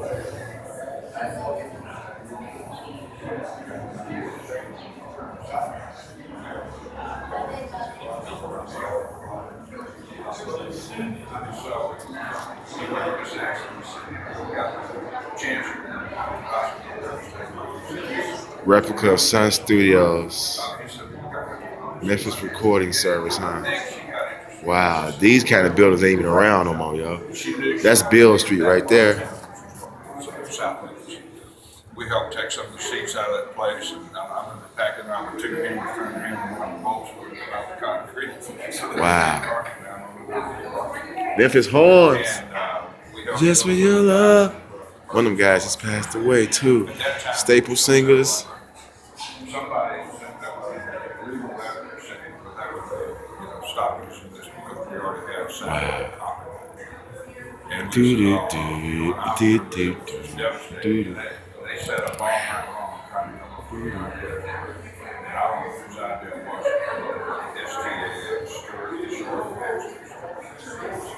I'm so cold. I hold my own. I can hold it down, baby. Whole albums. How many of y'all rappers out here doing that nowadays? You know what I'm saying? I mean, niggas is relying on features to get their residuals up. They using other people, you know what I'm saying, to make them hot when you supposed to already be hot, bro. And that's what I came to prove in this. This is the introduction to the real, most respected, man, a.k.a. Chop Triple. 2 Hogs, 1 Milk. Remember that. My name is Bill Howell, and I'm here to inform you that things are going to get better. If you don't believe me, listen to this. Les Brown said to say to yourself that it's me. It's hard. It's possible. May not necessarily be in that order, but that's what he said. I want to tell you something else too. Don't walk around with your head down. Look up. Feel good about yourself. Don't mope. There are some of the most richest people in the world that still don't have everything. Think about that. You got a roof over your head? Say thank you. You got a car? Say thank you. You got food to eat? Say thank you. You got a dog? Say thank you. You got a family? Say thank you. Be humble. Stop acting like the world is the worst place to be. Hey man, we all lose friends. We all go through heartache. We all go through financial issues. We all lose loved ones, friends and family. Here's what I want you to think about. Think about you. Not in a selfish, narcissistic kind of way, but think about taking care of yourself. You know how they always say, get your financial budget together, get your wealth budget together. How about also getting your health budget together? We all need to work on our health, even me. I for the longest thought that eating fried rice, especially shrimp fried rice, was healthy because it wasn't a lot of meat. It wasn't beef, pork, or chicken. And it was rice.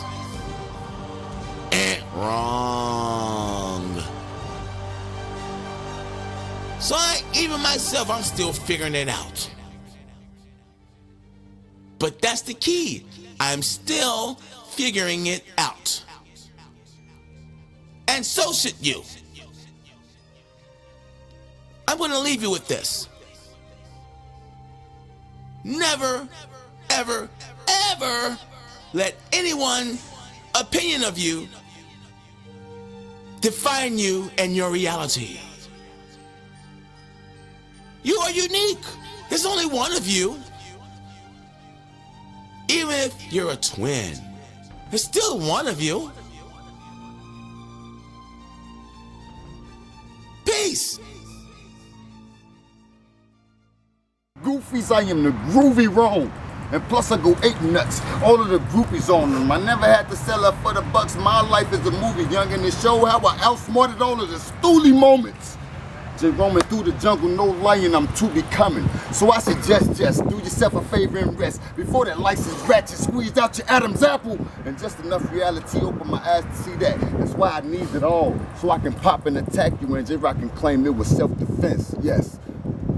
Right. Extra Where butter. that motherfucker put that shit on wax? Extra butter. You talking about wax, nigga?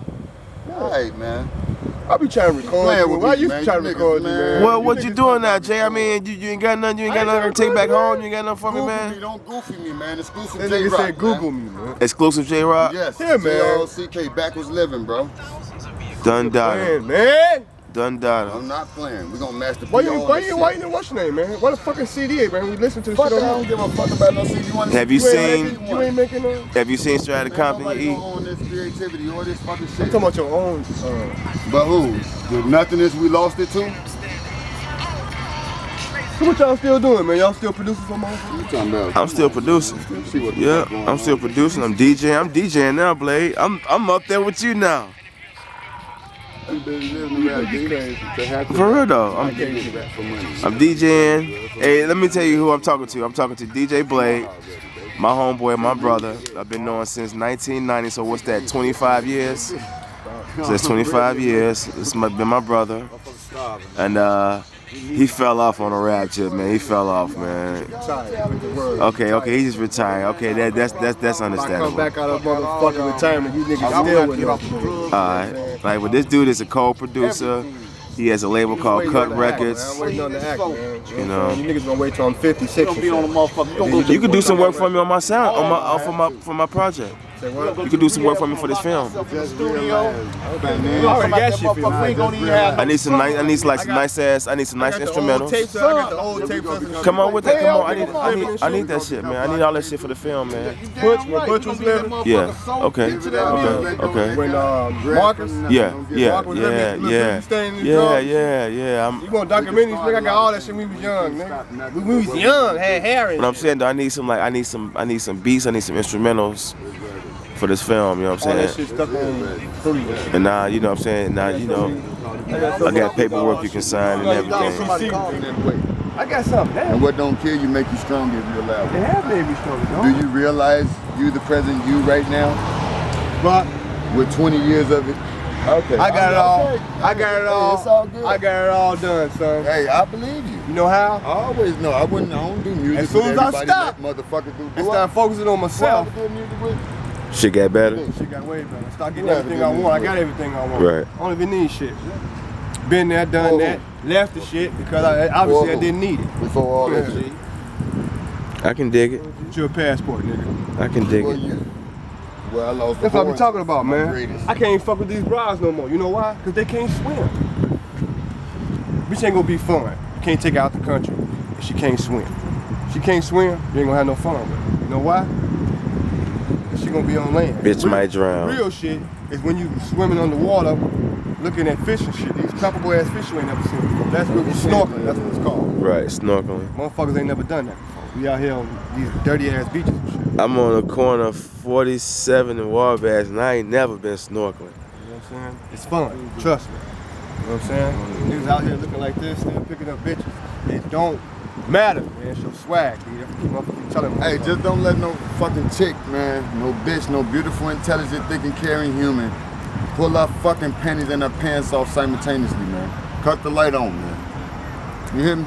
Check that shit for bumps and motherfucking, you hear me? Sanitary is everything, man. And take care of yourself and your immune system. A lot of water, a lot of drugs, no stress. That's how I got here. Only strong survive. Let me tell you what No you do. shit. You leave them motherfucking bitches alone, worry about that paper. When you worry about that paper, them bitches won't. Trust me. No, you gotta get disciplined with the paper. It's even easier. That's a beside the fact. You ain't gotta do shit. You don't give a fuck. You know what, man? $50 a day is $1,500 a month. You know But what if tripped you don't me out, ass man? at that shit, that shit Some don't old mean shit to Batman you. shit. I'm checking out this little Batman cartoon tripping. Man, This motherfucker you're said I actually pick women knowing I ain't got no intention on staying with them hoes. And I realized that shit. Damn, I'm like, I'm fucking with bitches I ain't trying to stay with. You know why? I'm getting what I want, being up, you know what I'm saying? They getting what they want, trust me. That shit chopped up. I know. That's it. What's up, man? Something to drink, yo? You take them out of my...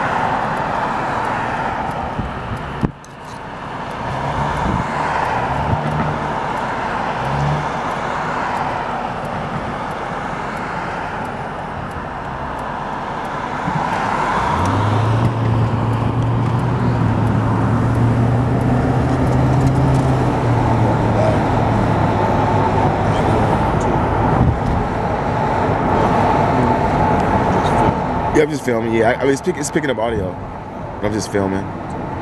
Yeah, there's gonna be stock footage.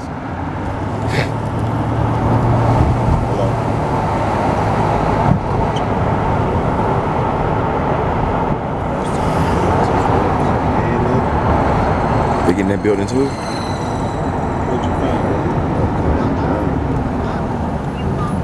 I would love to have that. The one that little building that used to be the cricket shop.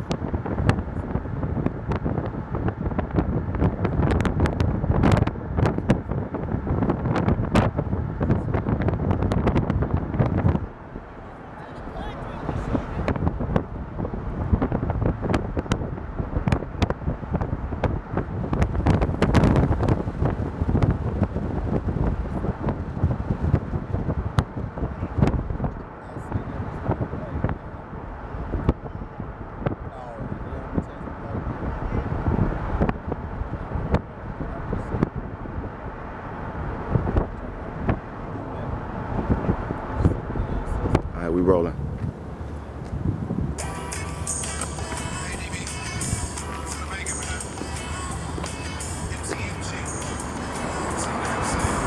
We walking towards the store, David.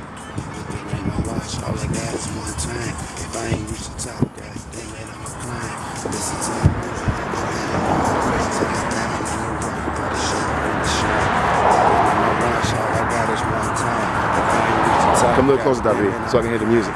You can hear it in my rhymes. I'm a diamond in the rough. All the shots Watch where you going.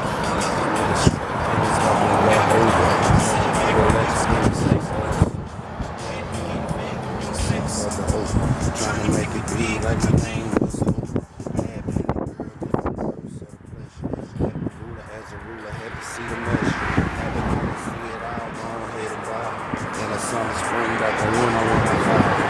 Understanding y'all, it's hard to maintain.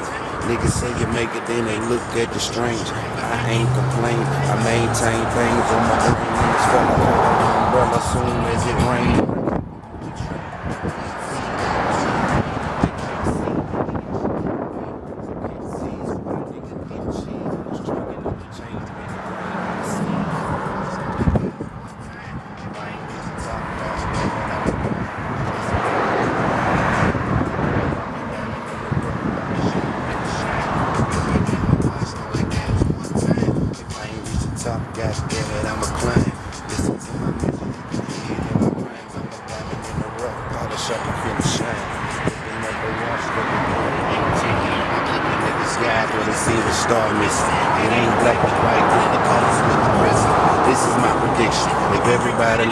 This is my benediction, better yet my benefits. Yo, I'm on the go, getting dough and I ain't finished. Everything I start, I gotta finish. Living like some niggas, and I gotta do it quick. Niggas better know it. My main thing through cause, main thing through struggles, main thing through flaws. Everything that I get, I deserve. I'm a diamond in the rough, nigga. I ain't perfect. Alright, we'll stop right here. Alright, now we're gonna have you walk and do the song like you talking to Davi about it, you know what I'm saying? So when they get to the hook, just like both of y'all, just every now and then do one time, like put the one up or whatever like that. Alright.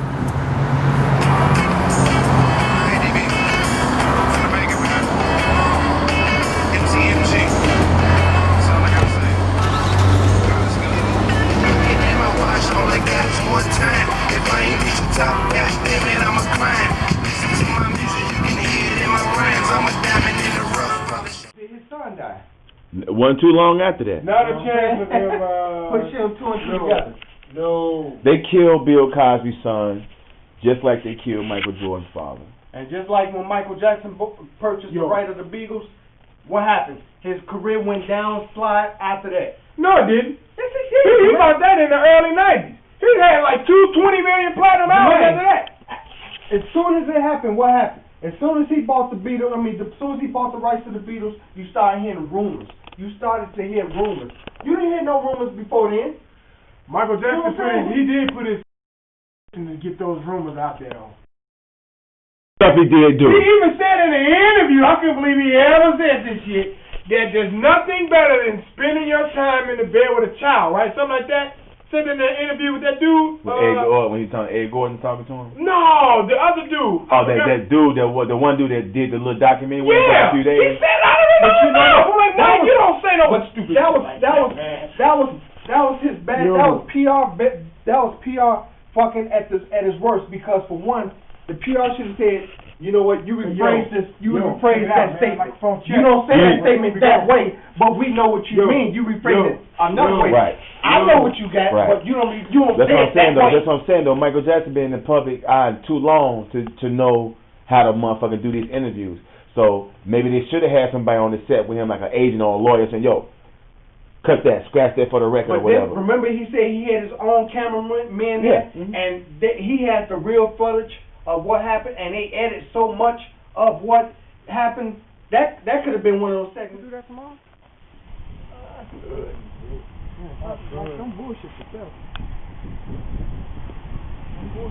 I'm just filming, getting some footage. Yes, sir. Dollar Bill Score, Wizzo. Oh yeah, I need y'all to do a drop for me. Alright?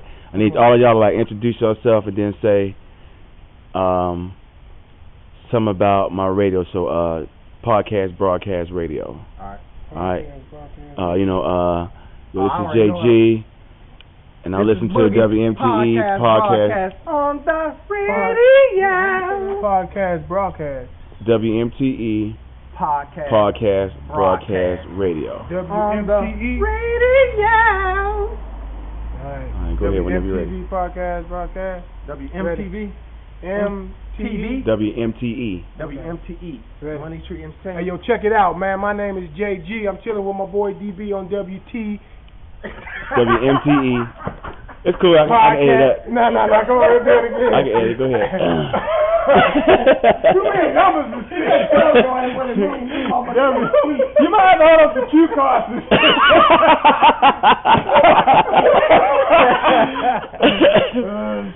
I didn't plan on doing commercials and shit. Come on, I need it though. WMTE, like for Money Tree Entertainment.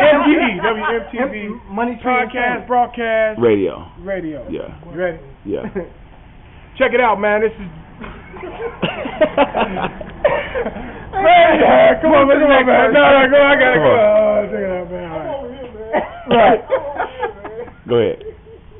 Check it out, man. This is JG, man. I'm chilling with my boy Dollar Bilsco on WMTE podcast. Broadcast. Radio. Sound. That was good though. You was good. Broadcast. Yeah. Radio. Podcast. Broadcast. All right, go. Yo, check it, man. This is my. Come on. I want a friend. I want a whole friend. It's cool. Action. Take 5. Check it, man. This is your boy JG, man. I'm chilling with Dollar Bill Sco, man, with WMTE Podcast Broadcast Radio. You know what I'm saying? We out. Hilly Home Hoopers. Peace. That's butter. All right. Did I get it? That was it. All right. Let me know when you're ready. Yo, this is Boogie, chilling with my guy DB from Tennessee, 85. Oh yeah, whatever. Come on, let's go. Fuck you talking. All right. Go. All right. Yo, this is Boogie, chilling with my guy DB, back in the shot on MTE Podcast Broadcast. Out. No, it's WMTE Podcast Broadcast Radio. Did I say M? You said MTE, but you got to put the W on it. Oh, my fault. Shit. All right, it's all good. Go ahead. Yo, this is Boogie, chilling with my guy DB on WMTE Podcast Broadcast. Shiggy. No, radio. You do that shit again. Delete that shit. It's cool, man. WMTE. Boy, shut the fuck up. WMTE Podcast Broadcast Radio. Yo, this is Boogie, chilling with that nigga Wizzo with Hizzo, Jizzy, and that Mark DB. You dissing him on his own show. Oh, man.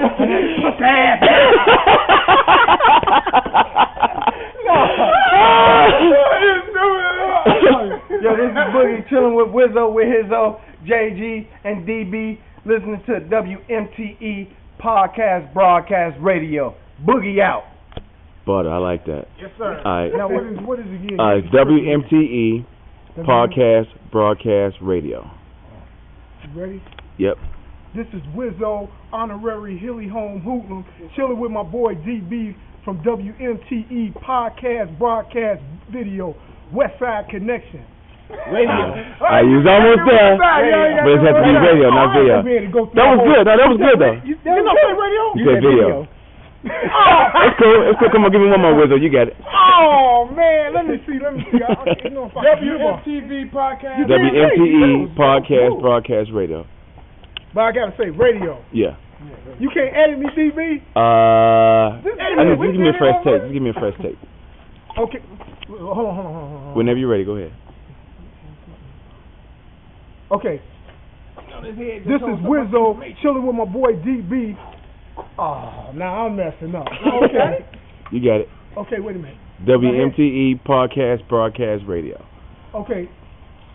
This is Wizzo chilling with my boy DB. What is it? MTE. That's why I said I read it. It's Money Tree Entertainment. Just add the W, yeah. WMTE Podcast Broadcast Radio. Yep, there it is. Okay.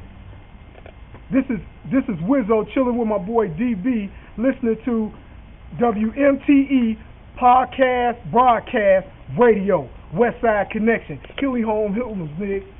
Yep. Yeah, but you gotta do it more fluently, though. That's cool. Because he kind of did it like he didn't. Yo. This is Boogie once again, chilling with my guys from the Sha, longtime friends, listening to that radio station, WMTE Podcast Broadcast Radio. Delete. .com? Right, no, .com. Just Podcast Broadcast Radio. Okay, go. Yo, this Boogie chilling with my homies again, listening to that radio station, Podcast Broadcast Radio, WMTE. Let's do it. Right. WMTE? Yeah, WMTE. That's like MTV? Okay. Money Tree Entertainment. Okay. WMTE. All right, who's next? WMTE. Go ahead, Doc. No, hell no. I'm still trying. No, man, not me. What up, this that nigga Strategy from the South Side. You checking out Podcast Broadcast Radio, WMTE. Word, I like that. What take? Oh, do it again because that was in the background. Do it again because that was in. What take? But that was good, Strat. That was good. One take, man. What take? That nigga Strategy from the South Side of the Shot. And anytime I'm down in the Nashville, Cashville, I'm checking out WMTE Podcast Broadcast Radio, baby. That nigga killing it. That was good. That was good. All right, who's next? I'm gonna fuck this shit. You go down. Go ahead, man. You say MTE. WMTE. WMTE. Podcast Radio. Broadcast. Podcast. Podcast. Like iPod. Podcast Broadcast Radio. You go, man. I'm practicing. No. Give me a couple minutes. I can't do it now. Okay, this is Doc Wood. Oh, you make sure you check this out. Or you can. Oh, okay. Yeah, I'll call you when I go down there. Okay. Like I might not go. You got Doc Wood taking the south side of the Chi. Right. What's up, Tennessee? You checking out MTE? Every Tuesday and Thursday. WMTE. Oh, what's that? Is that the same time? Tuesdays and Thursdays. Yeah, let's beat knocking. Yeah. You checking out WMTE? I put him over here. Broadcast. Oh, Peace. You ready? WMTE. WMTE Podcast Broadcast Radio. Alright. Or however you want to do it. Okay, let me see.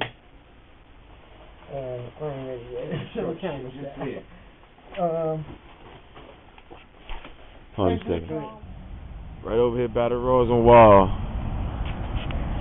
What you remember about those the most right there, D? Man, I remember making big money in that motherfucker, dog. When you real motherfuckers. Made a lot of money, man. A lot of people, man, got kicked out of that motherfucker, though, man.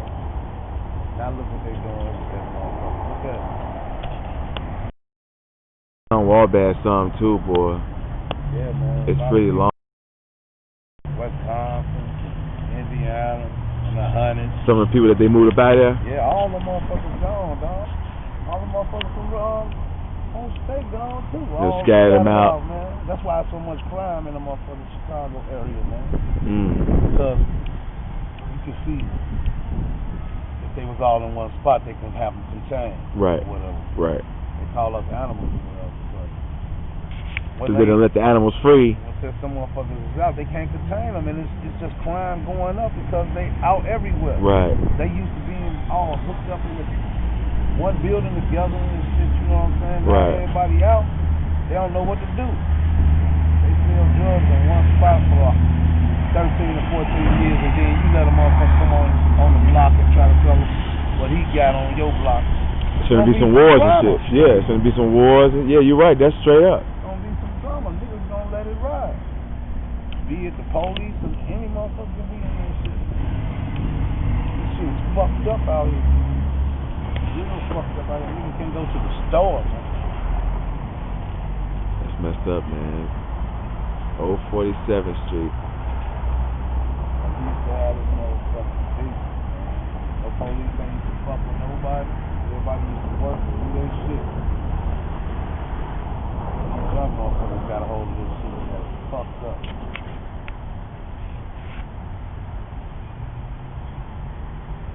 Fucked up, man.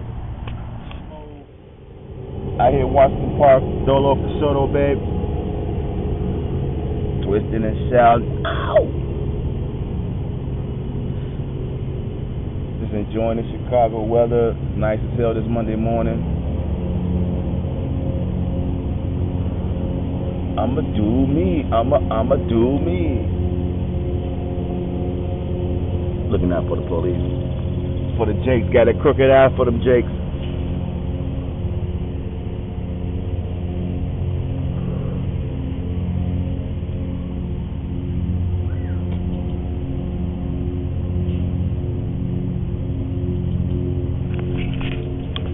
Washington Park. I'm up in this joint on y'all, boy.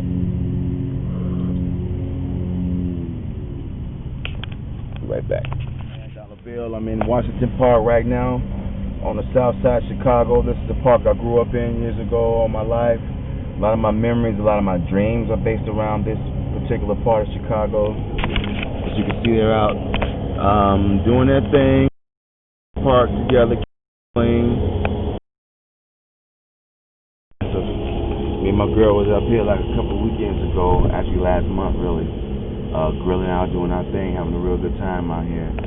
They got the swimming pool finally open. It's pretty cool. So I'm just here chilling. My babe, I'm holding the car down when my baby's at work. I'm gonna come get you on time too, babe.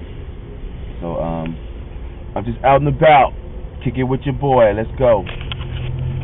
WMTE Podcast Broadcast Radio by way of BeatKnocking.com. We're on location. This is the old parking lot. This is a parking lot they used to house the apartments my grandmother lived in years ago. Now it's just an empty lot. This is a new building they built. This building's still here. I remember my homeboy and them used to live in here. They used to own this building years ago. Now it's just an empty lot. Right here on 56th and King Drive, across the street from Washington Park Fieldhouse in Washington Park. My boy Brian Blackburn, whatever, Blackwell, whatever the fuck it was. Sorry. Lived in this building years ago. Used to be apartments right here. This empty lot here now. That's totally new construction right there. Wow. Grandma this used to be our play area. We used to come home in here every day. I went to school right up here. I might go visit my old grade school. Let's see. Old grade school right here. Carter. I went to this school from 2nd to 6th grade.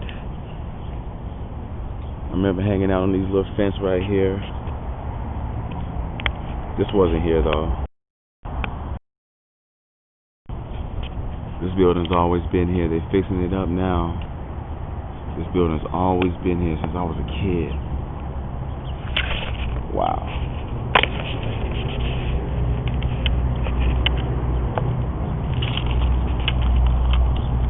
I'm just taking a walk around the school.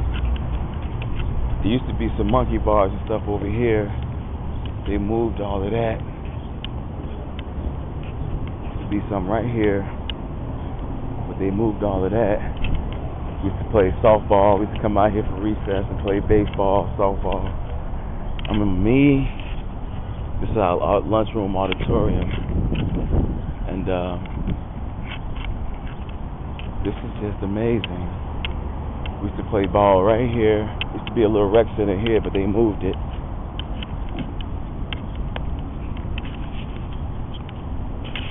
I'm tripping. Let me see if they're gonna let me in here.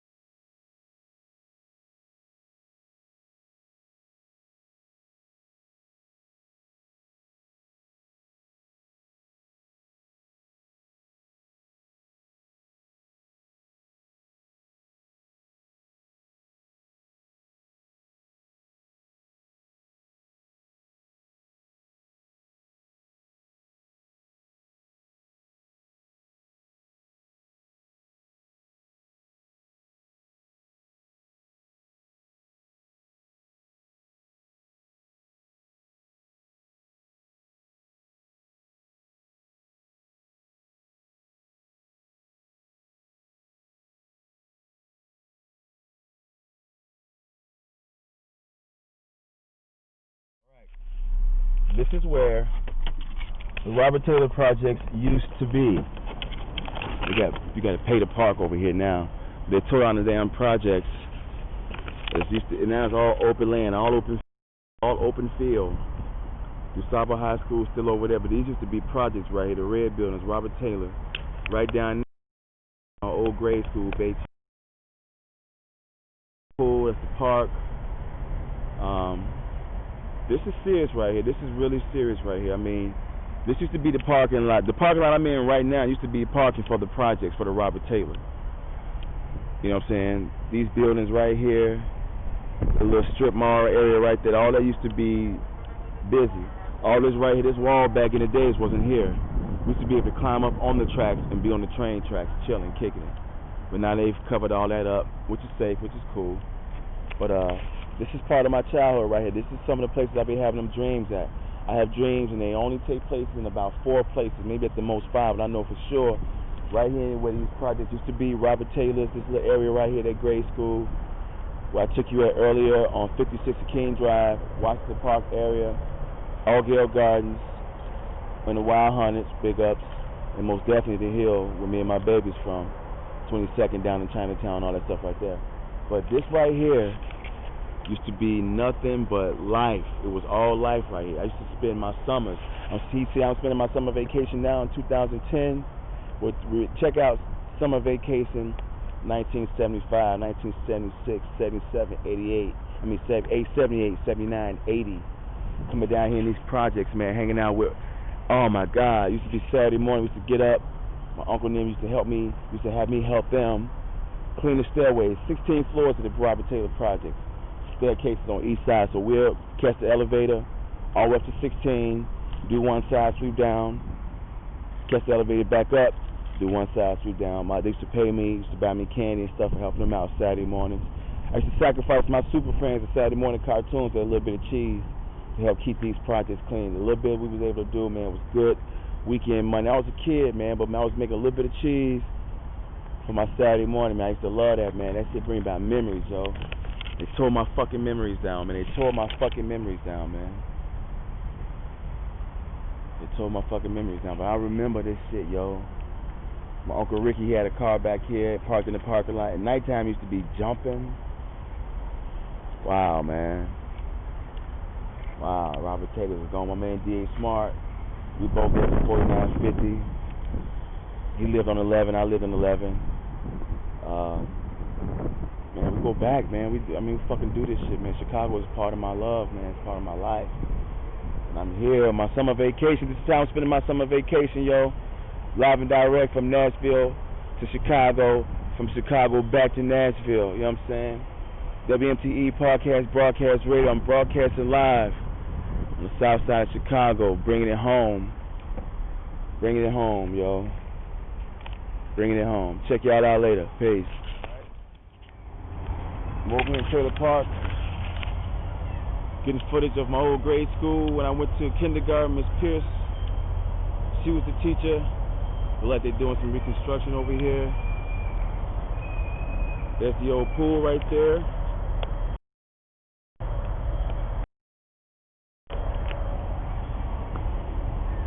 Yep, they're working on the school. Let me see if I can probably cut around some of this. I don't want to get no damn ticket or nothing. I got my girl car parked right there. I ain't trying to be bogus, baby. I'm sorry. This is my old grade school I went to. Beethoven Grade School. 1970 something. Had to be like 76, 77, 76 or 77. I was in this school. It was cool, man. That school is designed beautifully too, man. Beautiful school, man. Beautiful school. The daycare center in the back. Wow. I never really got, my uncle used to come over here, play ball, play hoops and shit. Used to come, sneak in the pool at night, right there. Play softball, Piggy 1, Piggy 2.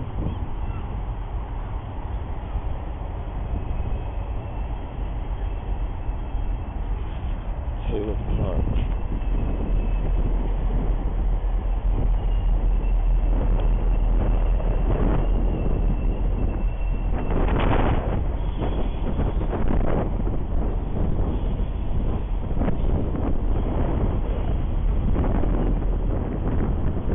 Yeah, I remember Byron came over here one morning with him. We goes up in there in the rec center. He breaks off the little thing that keeps the restroom doors open, the little elbow, whatever they call that gadget.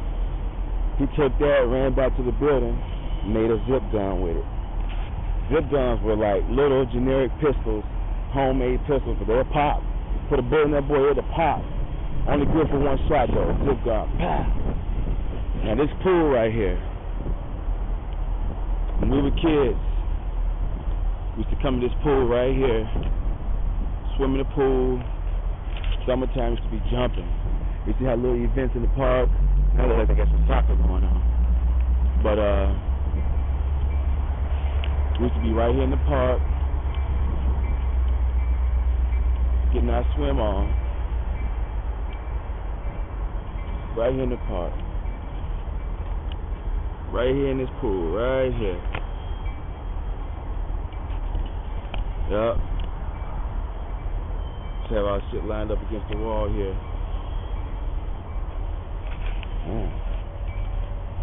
Get showerettes. Well, let me see. Used to go all the way up to 5 feet. I think it still does. Yeah, it still goes up to 5 feet.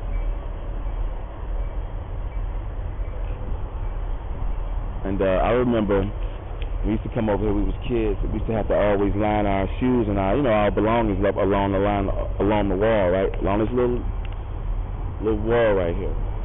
Well, after swimming one afternoon, got ready to go. My shoes were missing. My shoes was missing. So I had to take somebody else's shoes to get back home. My uncle died right once again. He goes looking for this guy who took my shoes. I don't know how he found him, but we